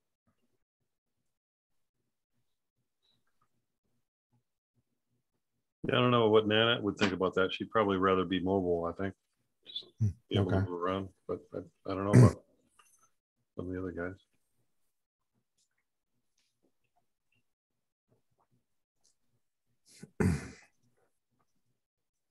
So do we want to get back to clearing some of these gray squares? Sure, might as well. I don't know that I can do anything about my family. Can I try the little bat message? You guys think that's dangerous? Say that again. I don't know what I can do to try to get a message or help my family. Do you think we need to just keep searching and get stronger? I don't know what the risk level is. I don't know whether I should be worrying about them or. Well, what sort of feeling did you get from the bat? Just that they were there? Yeah. It was a dang poor roll. So basically the only thing she got was that, okay, I'm pretty sure the bat saw someone it knew, but doesn't know if it was both of them, if they were inside, outside. So I guess I can send the bat back tonight. But yeah, I was gonna say, can you try that again and see if you can get some more info, more information? More bat intel. Put something on it, and if it has a chance to give it to him, then it can, or if not, then just tell the bat to not put itself at risk, or your mom at risk, or your sister at risk, or anybody at risk. But if it can give the message to somebody, then do it. I don't know if the bat would be able to associate risk with. Yeah. I think it would be able to associate its own risk. It could tell if something was coming after it. Right. Well, it's not an animal companion. It's a familiar, It's a right? I mean, familiar. they're linked. I mean, It should have a Is higher it intelligence. It should if have it's a got higher better than an animal intelligence, then yeah, it can. It's got a 7. Yeah. Intelligence. oh, yeah, Yeah, which is like a yeah. 2. Is Familiars are not animals. Familiars are Yeah. Okay. They're smart. If you can somehow communicate with this, yeah, this thing is very. I mean, 7 I would think of it as like a 5-year-old or a 12-year-old or something. Yeah, I like was that. gonna say, maybe Another more than level or that. two, she'll be able to speak with it. Yeah. She's just not high enough level to do that yet. But Okay. And speak with animals is a spell I don't think you're high enough level for either. I mean, you'll get it naturally, but So I think since you're around it, I think you could kind of give it instructions like, hey, if here I'm tying this thing to your leg, take this to whoever you see there. That's a simple enough. It would definitely get that. but I could say family members only, right? Speak with animals is a first level druid spell. I mean, it doesn't have witch on there, but that could be just because it's a it's Bard 3, Druid 1, Psychic 2, Ranger 1. Didn't come up on the witch list. Yeah, it's not on the witch list. Let me look and see. I mean, a lot of those spells they're not on the witch list because they weren't written. They were written 10 years ago before witches even existed. Or yeah, I just haven't gone digging around. There was enough to do. Speak with animals should be a witch spell, I would think. Well, I'm trying to remember. I thought that you had some limited ability at that with your familiar, because again, that's not like a standard trained animal. Not till 5th. That's a psychically linked creature.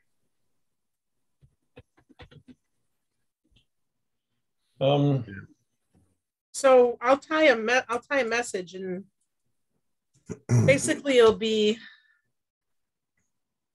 you're not alone. I don't have much room. Like, how many words do I have room to write? As long as it's not an advanced thing, since you say it's got a 7 intelligence, I would imagine when it's right there with you, you can communicate some. But the message she writes on the leg. I have to write it. I mean, yeah, just you want to tell your mom that you're alive and the other sister that we have is alive. I want to find out if there's if they have any freedom that gives us an opportunity to rescue them and the other captives. The thing is it's going to be hard for them to respond. Yeah, to even write. Probably not going to have a pencil or anything. They're not going to have a pencil. Right. You don't think somebody somewhere kept a pencil? Like if you went to the Jewish Holocaust, and you think somebody at some point? Just depends on what they're doing. I mean, think about how much freedom they have, and they don't know if you guys are alive or dead. All they know is they're slaves, and they haven't seen you in the slave pens. They're probably thinking that any day they could die. I don't know if. Well, I'll leave it up to them. Then the first message I'll send is just that my sister and I are alive. And we're trying to find you. And don't give up. Hang tight. Okay. And if they want to, they can write something back.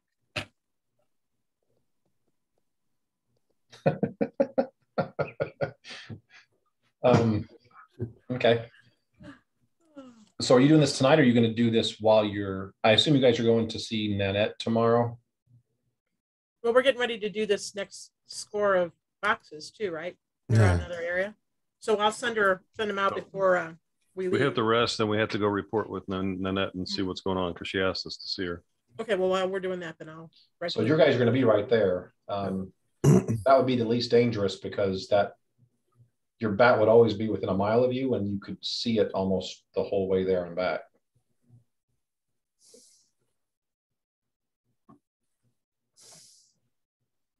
So you've got Valky has tonight to come up with whatever little piece of paper, whatever message she wants to send.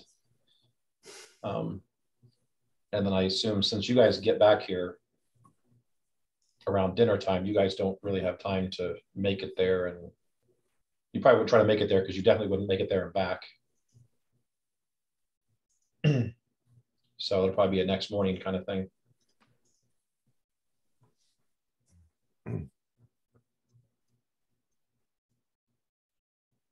So does that sound like a good plan of attack? Sounds like a plan. Okay.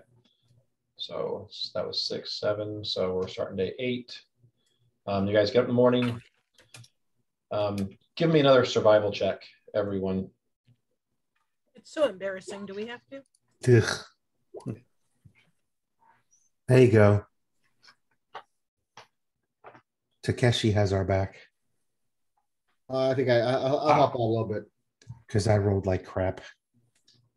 Rolled Wow, like both of crap, you. really? I rolled Yeah, no, crappier than your crap. That's shocking, isn't it? That I rolled terribly. I beat your terrible, and I see you 3 more.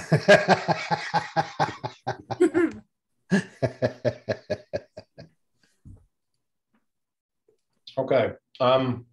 So with the 26 and the 21, you guys are leaving in the morning. You guys are watching Karog's kind of paying more attention to his surroundings more than normal, kind of looking around, looking up in the sky, that kind of stuff. Finally, Takeshi comes over and, asks him, hey, what's up? Sky, birds, trees. And as you guys talk, you guys get a feeling there's something coming weather-wise.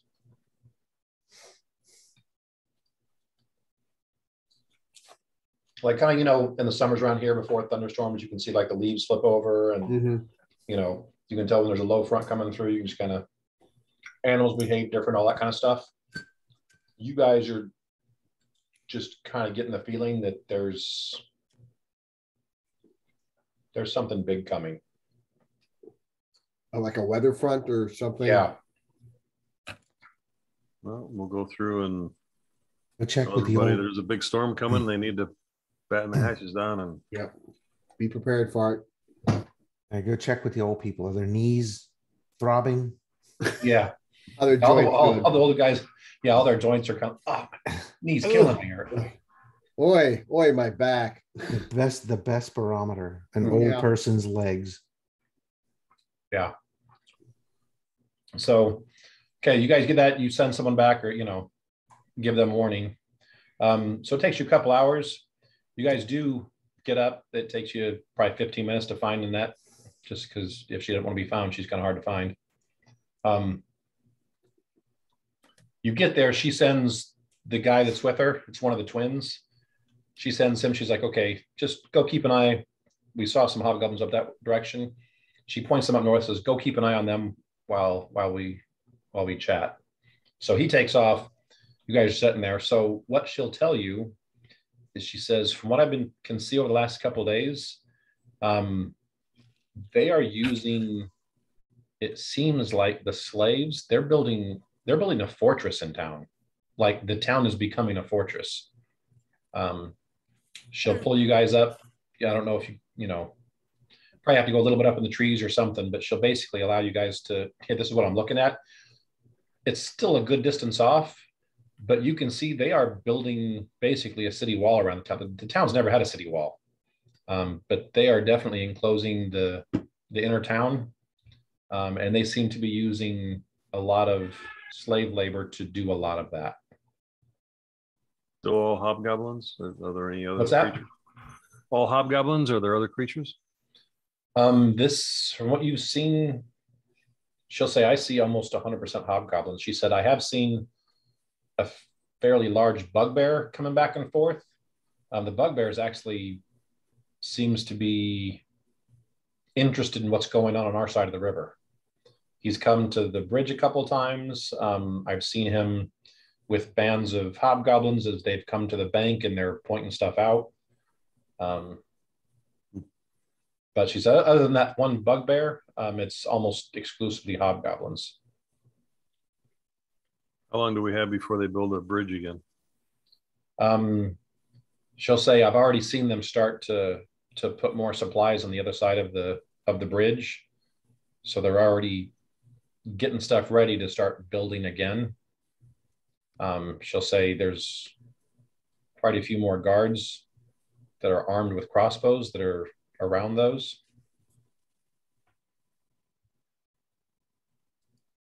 So they haven't done anything yet, but she'll say they're definitely, they're guarded a little bit better, and they're definitely working to get some kind of bridge set up. But she said the most interesting thing that I want to point out to you guys is she takes you up a little bit north from where you're at. So like, for instance, you guys are going more like this direction, which is starting to get a little bit north of town. And she points to the far bank, and you can see that there's a bunch of townsfolk that are there, and they're gathering large stones from the bank. Hmm.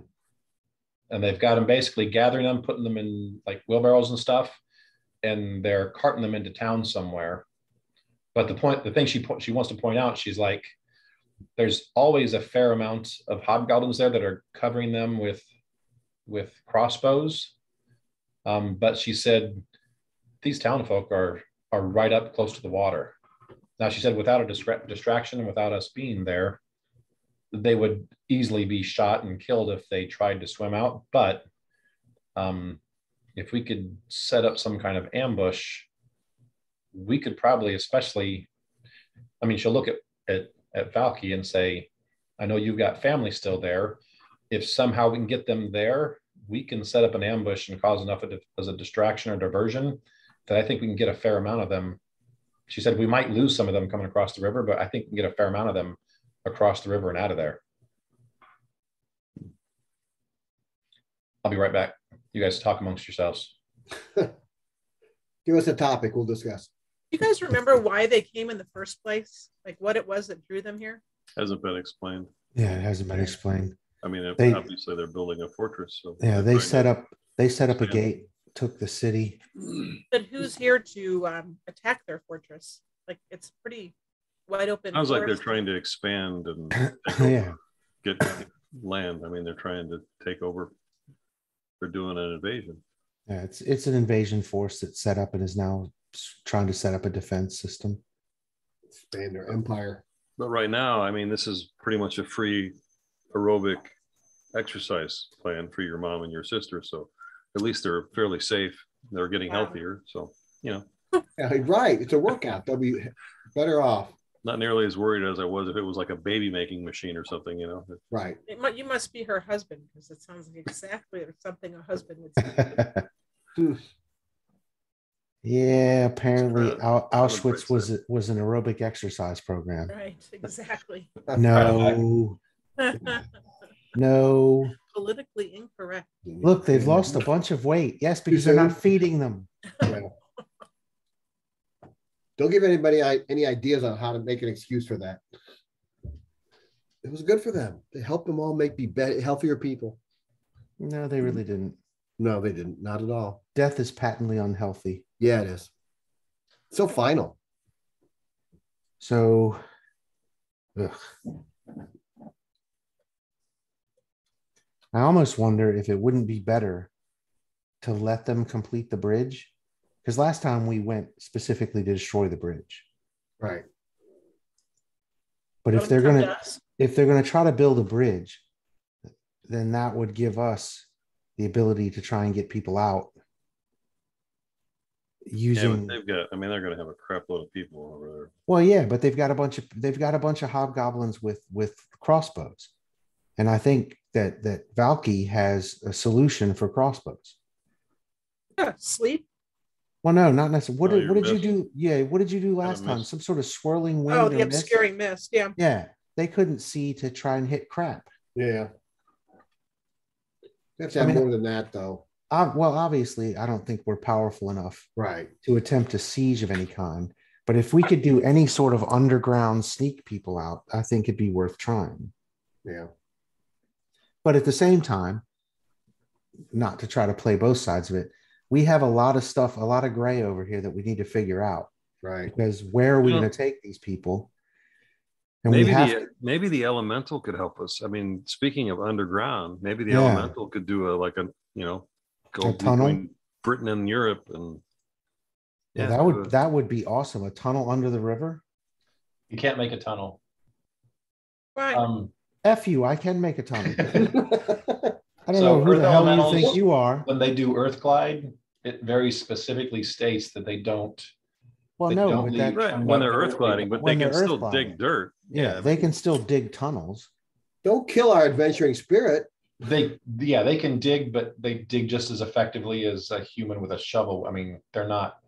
Yeah, but they're not. He's not us, so we Don't can have to leave him. breathe and Yeah, we can leave him weeks Right. at a time digging a tunnel. But no, if you need someone to go over and do something, yeah, he could basically tunnel and earth glide completely under the river and then come up on the other side unscathed. But he's the only one that can do that. Well, and at this point, we don't have the language skills necessary Right. Yeah. to, You need a real language skill to before communicate you get with him. advanced. So I mean, right now, when- I'm thinking you guys can get basic stuff, to him. Especially since Takeshi's been working with him. I'm sure the basics, yeah. But basic when one Takeshi word. goes up a level and takes a point in Terran, Mhm. ta-da! Right.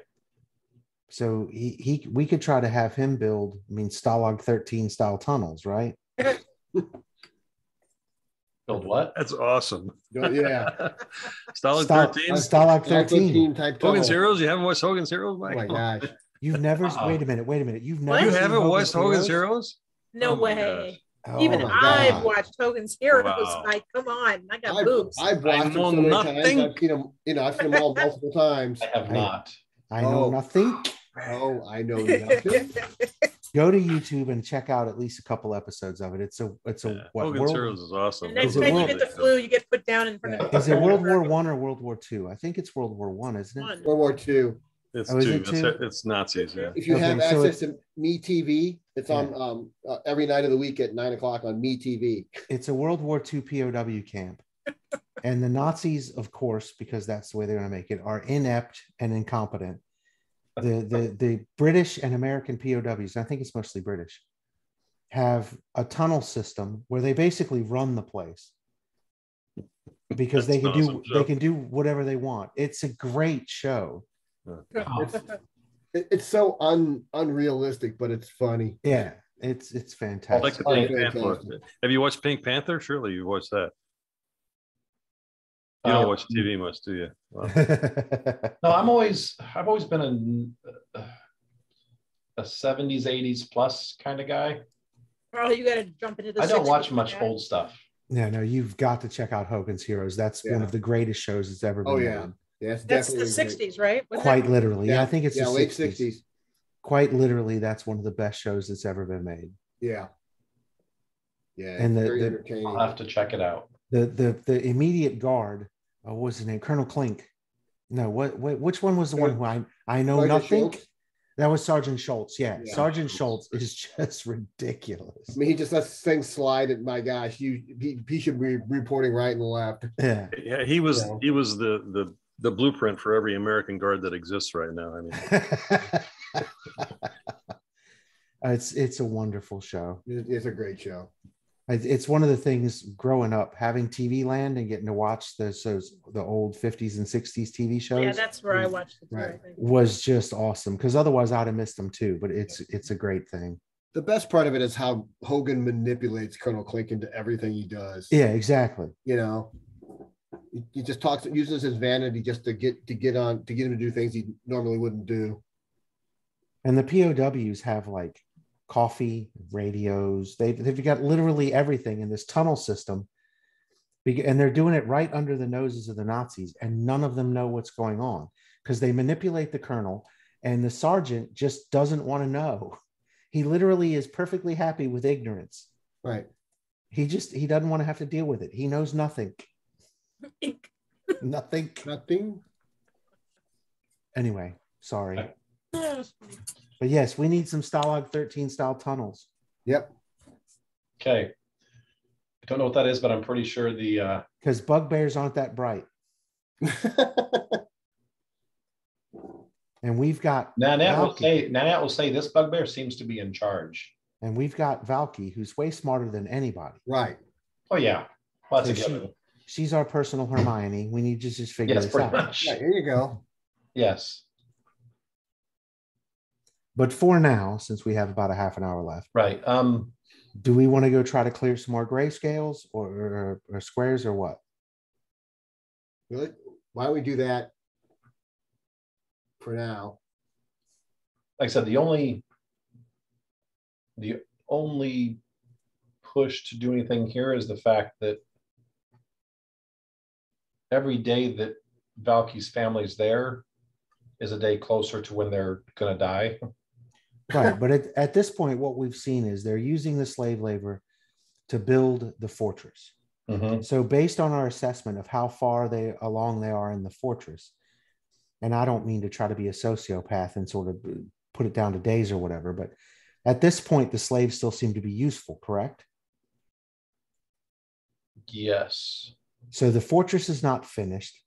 The usefulness of the captured people, but you kind of know, still exists. Kind of know what they consider useful.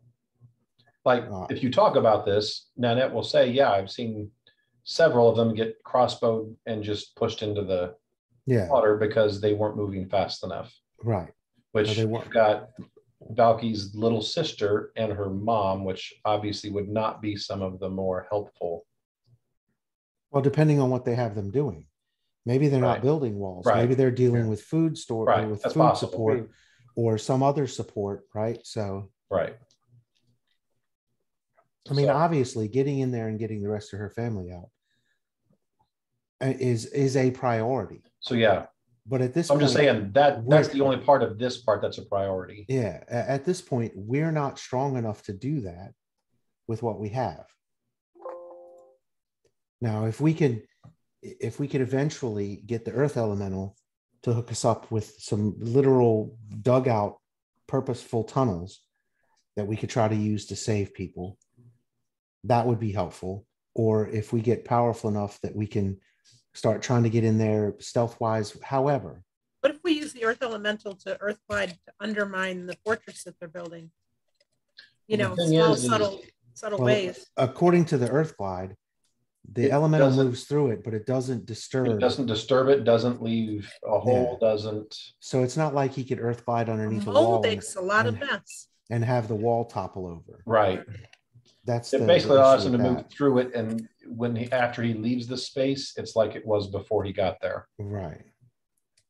So he can move through it, but he can't like he was saying, you can't have him, hey, go into the foundation and kind of, do a few laps and then, have it fall. It'll all sink in or fall through. It won't do that.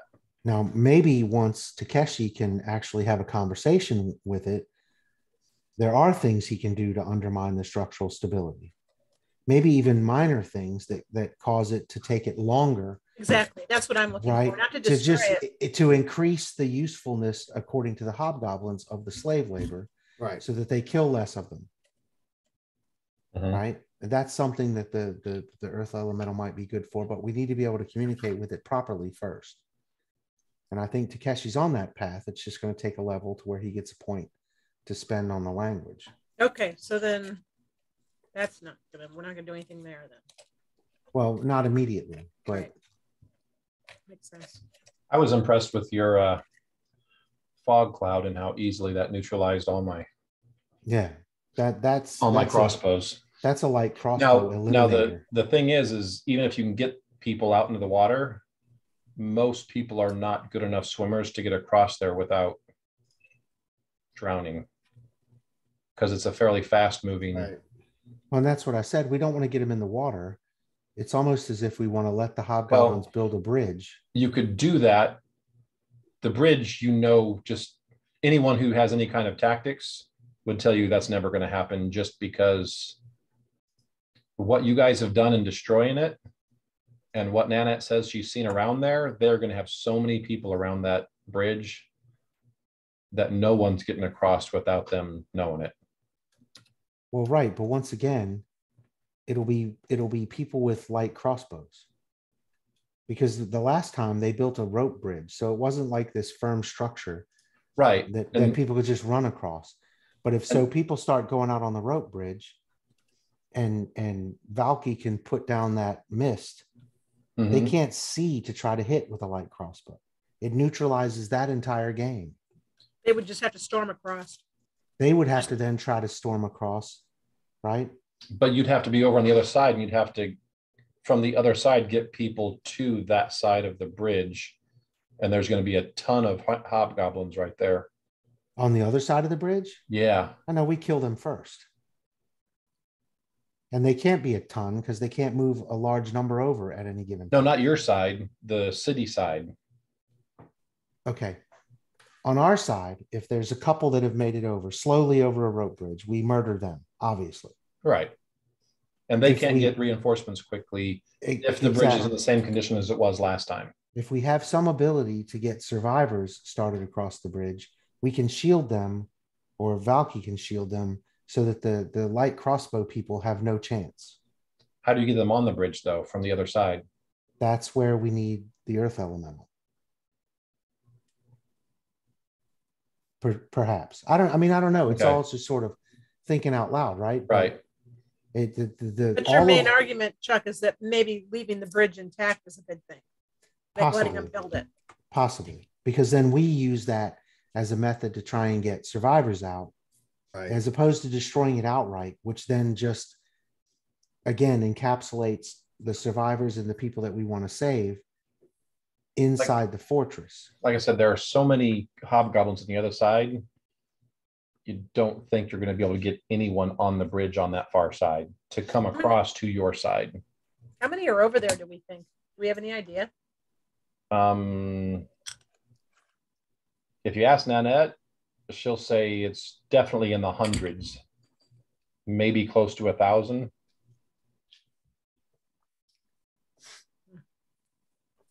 That's a lot. No. She'll say there's probably just as many, if not more, hobgoblins there than there were the town before the No. town got displaced. So I mean, it's definitely a long road to try to save Right. the things, basically. Right. But I don't know that there aren't things we can't do. And that's a weird sentence. That was a weird sentence. I I'll give you think that. I think there are things that we can do, subtle things, again, like the Stalag 13 concept, that we can do to try and get some of that going sort of more quickly than we maybe have sort of the brute force power level to do now. And I still think the earth elemental could be a huge part of that. Definitely a great asset. Just Once Takeshi can talk to it Right. and have a full conversation with it, and it's on our side, because it seems like it is at this point. It would be helpful to have it on our side to be able to communicate with it better than what we currently can do. Well, yeah, and I mean that's in process. Yeah. I mean, right now, it's on your side because whatever happened to it freaked it out, and it was immediately attacked by hobgoblins. And you guys did not attack it and said, "Come with us, and you'll be safe."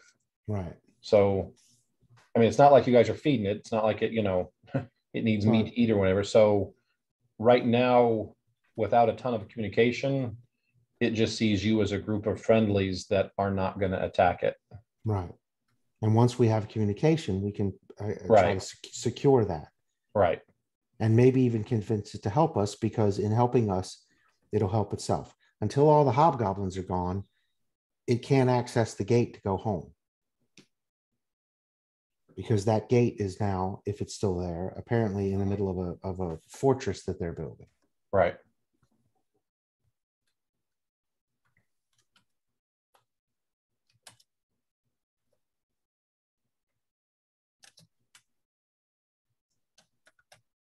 I have a.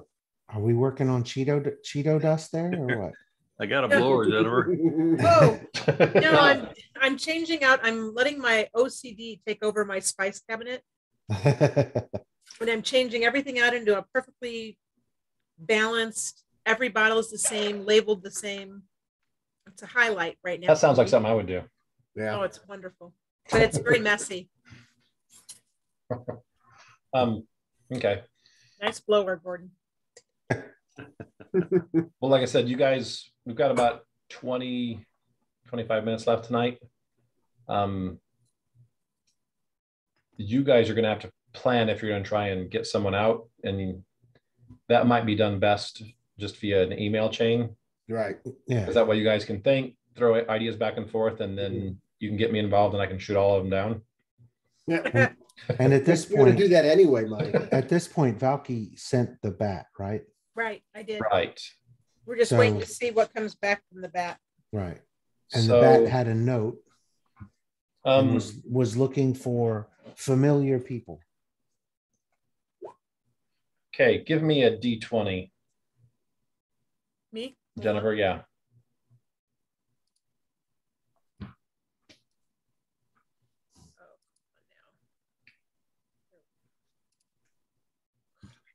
Okay, you matched me. What have you done to me, Chuck? I didn't do it. Give me another one.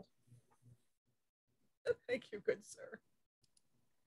You know, now you got to beat a 17. Okay. Mm, After about a half an hour, the bat comes back. mhm. You guys saw it go over and it went into town. But when it comes back, it's still got the note attached to the Do I leg. feel like it saw Mom? Yeah. You don't know how close it got. But it didn't You know take the it was chance. interrupted. You know Yeah. at some point it feared for its life, and so it came back. Right. Good bat. I give it a spider. Good. Here's a spider.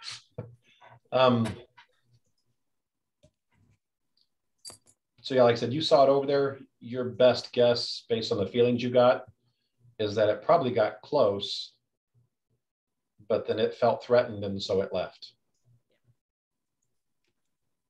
Which is good. That's what it was supposed to do. Right. Yeah. But the thing is you guys can kind of see from here, and you saw it did not, at least as of today, it actually went into town. It didn't go to the groups of people you see working on walls on the outskirts of town. Didn't we have information on what they were doing with people that were in town as opposed to the outskirts? Didn't you tell us once at one point there were two different groups of slaves? I don't think so. Or maybe it was just the ones that were going in the portal and the ones Right. There was some of them that were getting escorted into the portal. Some of them you saw were actually getting escorted into that section of town that they were kind of enclosing into like a slave pen. I mean, we'd made the assumption that some of the slaves would be preparing food and Right. No. Yeah. Right. doing Yeah, servant so stuff. maybe. All right. Well, we're not going to worry about things we can't change. We're going to move onward for the moment. Keep a stiff upper lip for the little sister. Why don't we spend a day clearing a little bit more and see if we can't find anything else to get this moving towards getting Okay.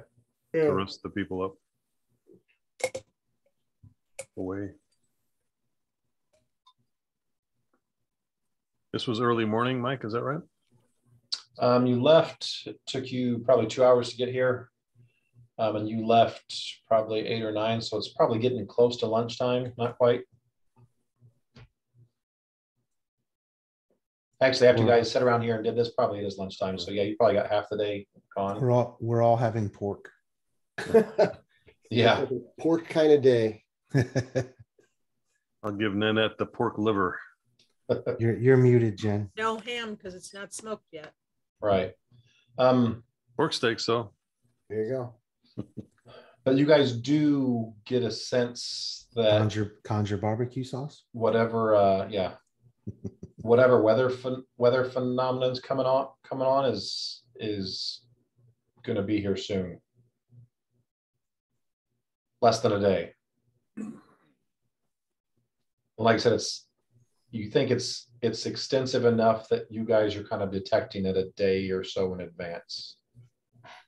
So I've been living in these woods for a long time. Does it feel like something normal or does it feel like something abnormal? Abnormal, but still natural. Does that make sense? So like abnormally strong. Right. Yeah. That's not good. Not like, some evil wizard, conjured up some, superstorm, but, this could be a once a year, twice a year, nasty storm. Yep. So do we need to pull everybody back in and try to hunker down at the current base camp? including the spies, or What does Annette think about the storm coming? I'm sure she sensed it. no? She probably didn't sense it until you guys brought it up. I don't have her character sheet in front of me to know what her survival is. It's very high. But probably once you guys talk about it and she starts paying attention more to that than her scouting, she would probably say, yeah, we probably need to get back, and especially all the temporary shelter, that needs to be reinforced or needs to be set up in such a way that it can handle heavy winds. Let's go back and do that then, I guess. Yeah. Sounds like a good idea. Okay, so it takes you mid-afternoon. You guys Is are there back. anything we can grab on the way? Like any type of, is there anything different in the flora? What's that?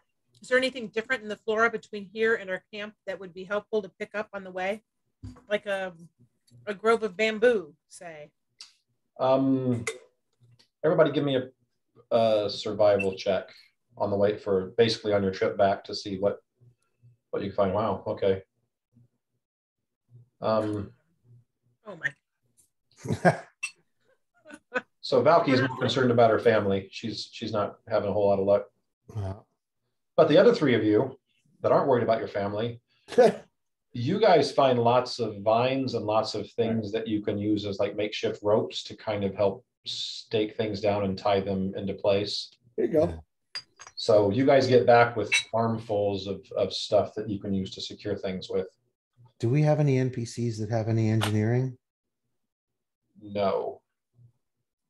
Come on, the aristocrat's got to have a degree. What's it in? What's it got? Art history, Making friends and improving personality. underwater basket weaving. Let me look at your. Yeah, we got all the experts have a +4 in survival. 2, 3, 4, Well, 5, I guess 6. So 6 of those. One of the other things I'm thinking is if this is going to be a super heavy storm, we might have to worry about flooding. So do we have anybody with a talent that would be able to work on maybe some half-assed trenches to keep the water from overwhelming the areas where people are trying to sleep? That would be a good idea.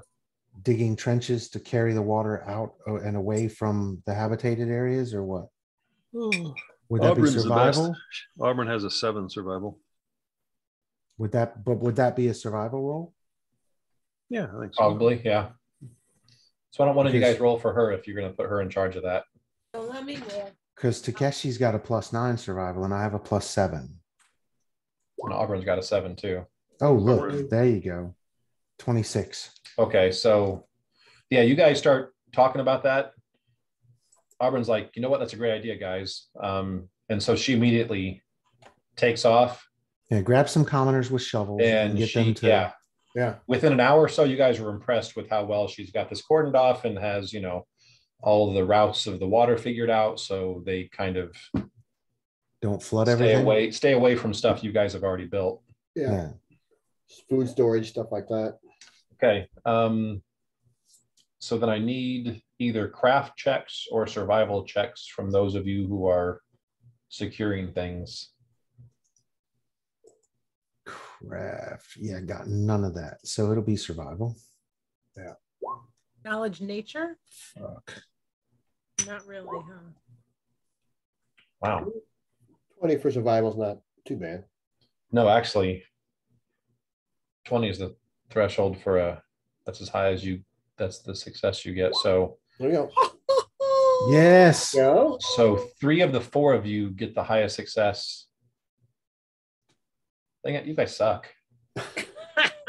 Well, I do. Thank you. You guys are taking all my. I got lucky. Between me not rolling good tonight and you guys rolling well. Well, I had a couple of crappy rolls. This is gonna be a coast night for you guys.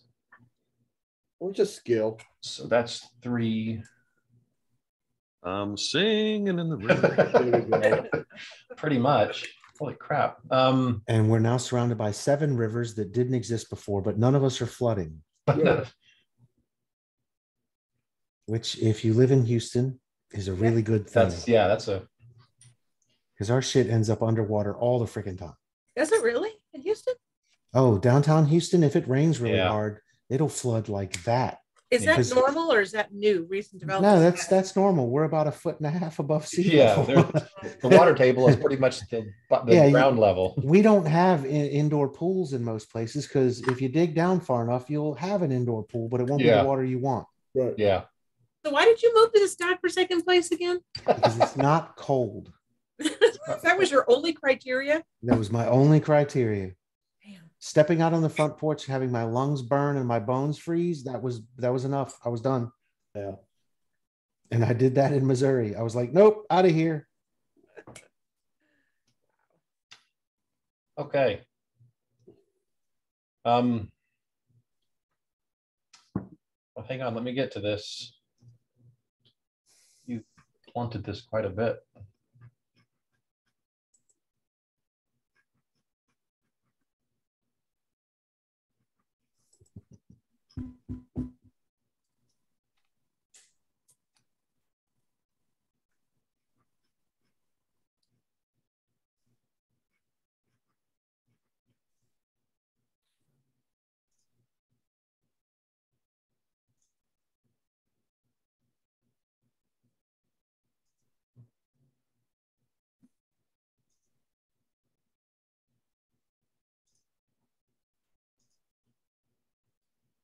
Okay. So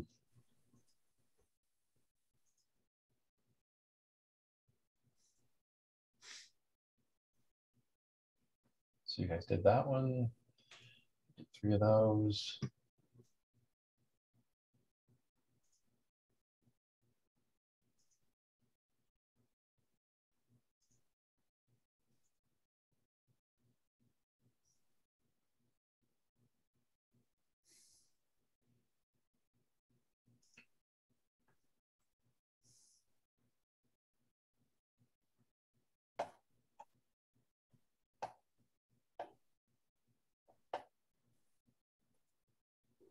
Okay. Like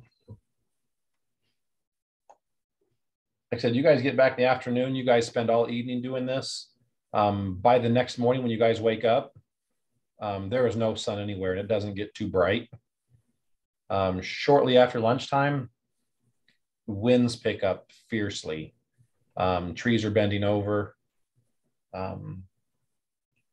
You end up, you lose 25% of your temporary shelter due to the damage. But these winds are so hard that you guys have almost any kind of livestock you've kind of tied them down, or like chickens you would have put actually in a box of some sort. Any goats or cows, whatever, you literally got them tied to things. Anyone who's outside while this is going on, basically it's so strong that it takes you a DC 10 strength check to move at all while this is going on. So those of you with a 10 strength, you've got a 50-50 shot of just not being able to move through this. But yeah, this comes through, like I said, 25% of your temporary stuff is gone. You did that one. So all of your provisions, those are all safe. Man, this was supposed to be a major setback and you guys kind of,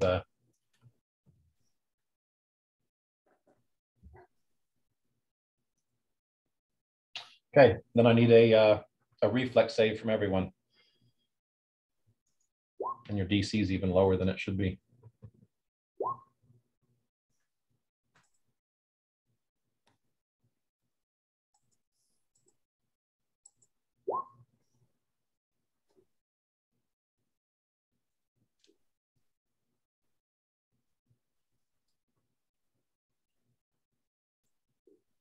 Is that 20? Is that your reflex, Jennifer?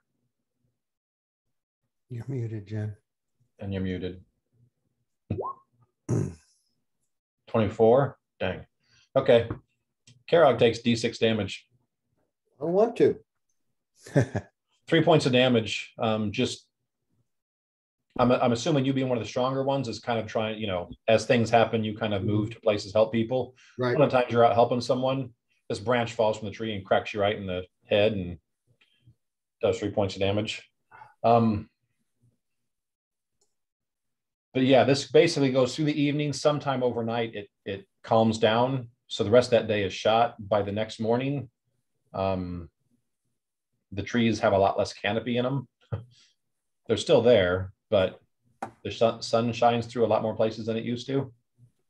But yeah, the only negative you guys have is 25% of your temporary shelter got destroyed. So we'll get the craftsman on that, obviously. Right. That felt pretty good. Yeah. Yeah, the default on this was losing half your provisions and 100% of your temporary shelter. Wow. That would set us back a minute. Yeah, it would be bad. But like I said, with the things you said you did and with the rolls you made, It was just a hurricane. it was just yeah. But those are like a daily occurrence. What the hell? Maybe for you Texans. We get them all the time.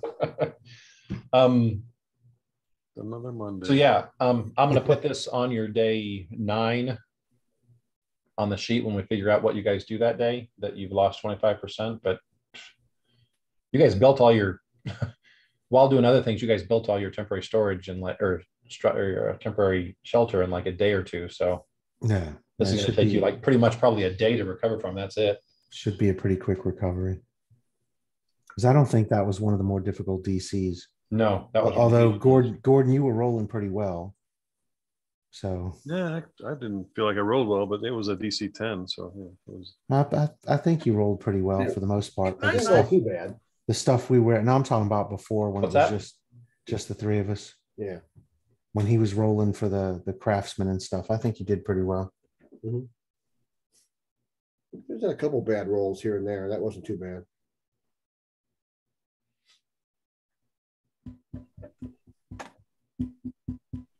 And I think we're 8 minutes till. I think this is a good place to stop. So we got 2 things that are outstanding right now. One is if you're going to try something to get either more refugees and or the rest of Valky's family, that's something that you guys have as a potential on your plate. And the other thing that you've got is you using your handle animal to go out and find wild dogs and see if you can kind of domesticate those so you can use them as guards. Well, and at this point, we've weathered the storm, so we need to send our spy network back out. Right. Yeah, you lost a day, but you guys also want to find out. Obviously, you guys are only a couple miles away from town, so yeah, how far did this set them back? Right. Because they got the same storm that you did. This thing lasted for hours. Right. Yeah. So it might have destroyed some of their walls, which again increases the usefulness of slaves. So that gives us extra time. Yep. Perhaps. So you can go into a fox form and do a little searching for wolves because they're pack animals. So if they're in the area, then Takeshi can sniff them out. Yeah. Remember that next time. If you can find me some, I might be able to try to win them with food and handle animal. Try to win them to our side, basically, as companions. It's funny you say that. Like I said, remember that one for next time. Oh. See, now we won't have to fight the big giant pack of wolves he was going to throw at us. There you go. I can try to sweet talk him, fail, and then we'll have to fight. So there's a W somewhere, right? Right, Mike? There's a W somewhere in this. There's not a W, but a WP for wolf pack. I will. I don't like giving things away, but just since you called exactly what it was, there is exactly one of those running around here. And we're going to make them our friends. He doesn't know it yet. Yeah. Oh, they will. So. Because wolves like pork. Right. And we got a lot. If we give them pork, maybe they won't notice we're also made out of meat. We're also, yeah. But even vegetarians like pork. There's nothing that doesn't like bacon. Come on. Nobody says no to bacon. So you got 4 of this. You got 1,800. So tonight, no one changed, but all of you guys all have up-to-date XP totals, right? Yep. I think so. What you sent last time, yeah. I don't know. Okay. So basically all 4 of you got 450 for tonight. So you can add that to your total. Yay. So that puts you anywhere from 1,100 to almost 1,600 points away from level 4, depending on who you are. You said 400? 450. 50? I'll just wait and bother with it when I level up.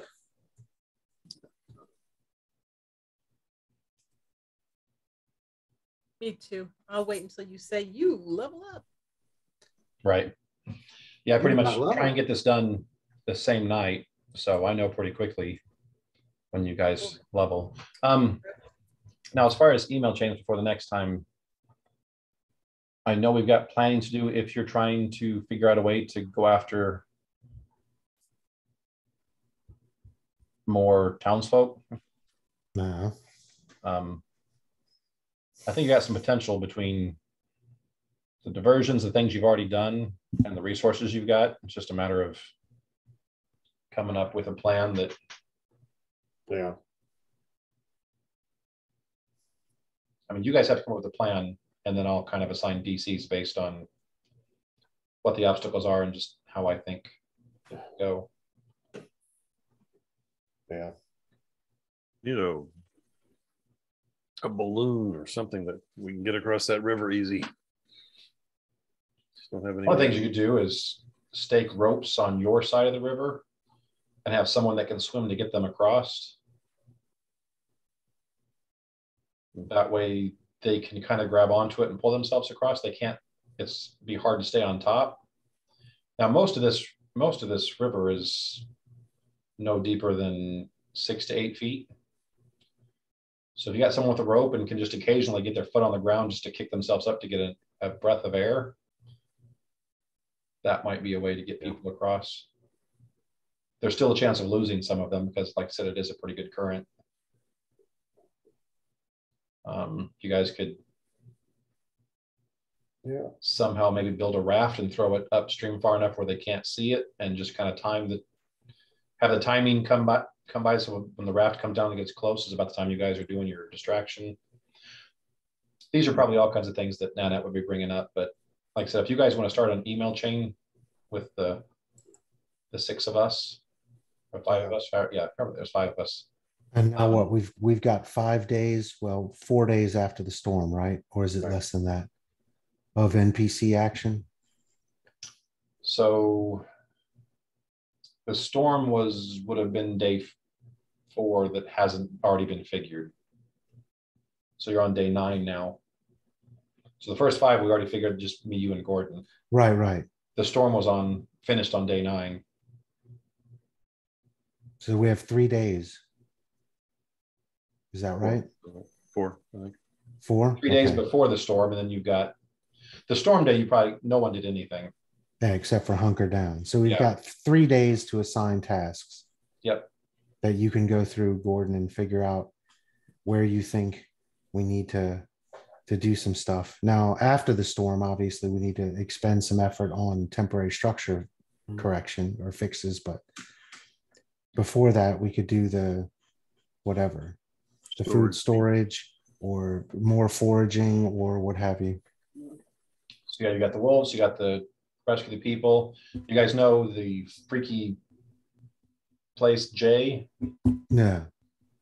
Like I said, you guys know you have to get rid of that because as soon as you get to the caves, you want to be able to set up a trail between the two. And actually J is almost halfway between, and it would be a 1-day travel. So it would be a nice, you travel 1 day, get to J, you rest, and then you leave from J and travel the day to get to the caves. Sorry, you're in our layover spot. You need to go. What's that? I said, I'm sorry, you're in our layover spot. You need to move along. We don't need this. Yes, we're building a hub here, so we're going to eminent domain your shit. Right, so get out. Peace. Bye-bye. Peace. All right, guys. So, All right. Night. All right, so next week we're on this again, and then after next week, then we're back to our normal every fourth Sunday thing. Next week is actually the time we're supposed to be playing. Yeah, next time is the time we're supposed Right. to. So Oh, I thought Les said something about playing on Sunday next week. Traveler, he's playing. Travelers, got travel. Oh, which cool. is the normal time we would be playing. So we only played these last couple weeks because Les was out. Okay, cool. Right. Cool. So we'll play again next week, and then after that, we're back to the just once a month. Yeah. A team, B team, A team, us. Right. So. All right, guys, have a good one. Margarita shot. Yes. Okay, you all have a good week too. You guys You too. too. Yeah. Have Bye. a good one, guys. Bye. Yeah.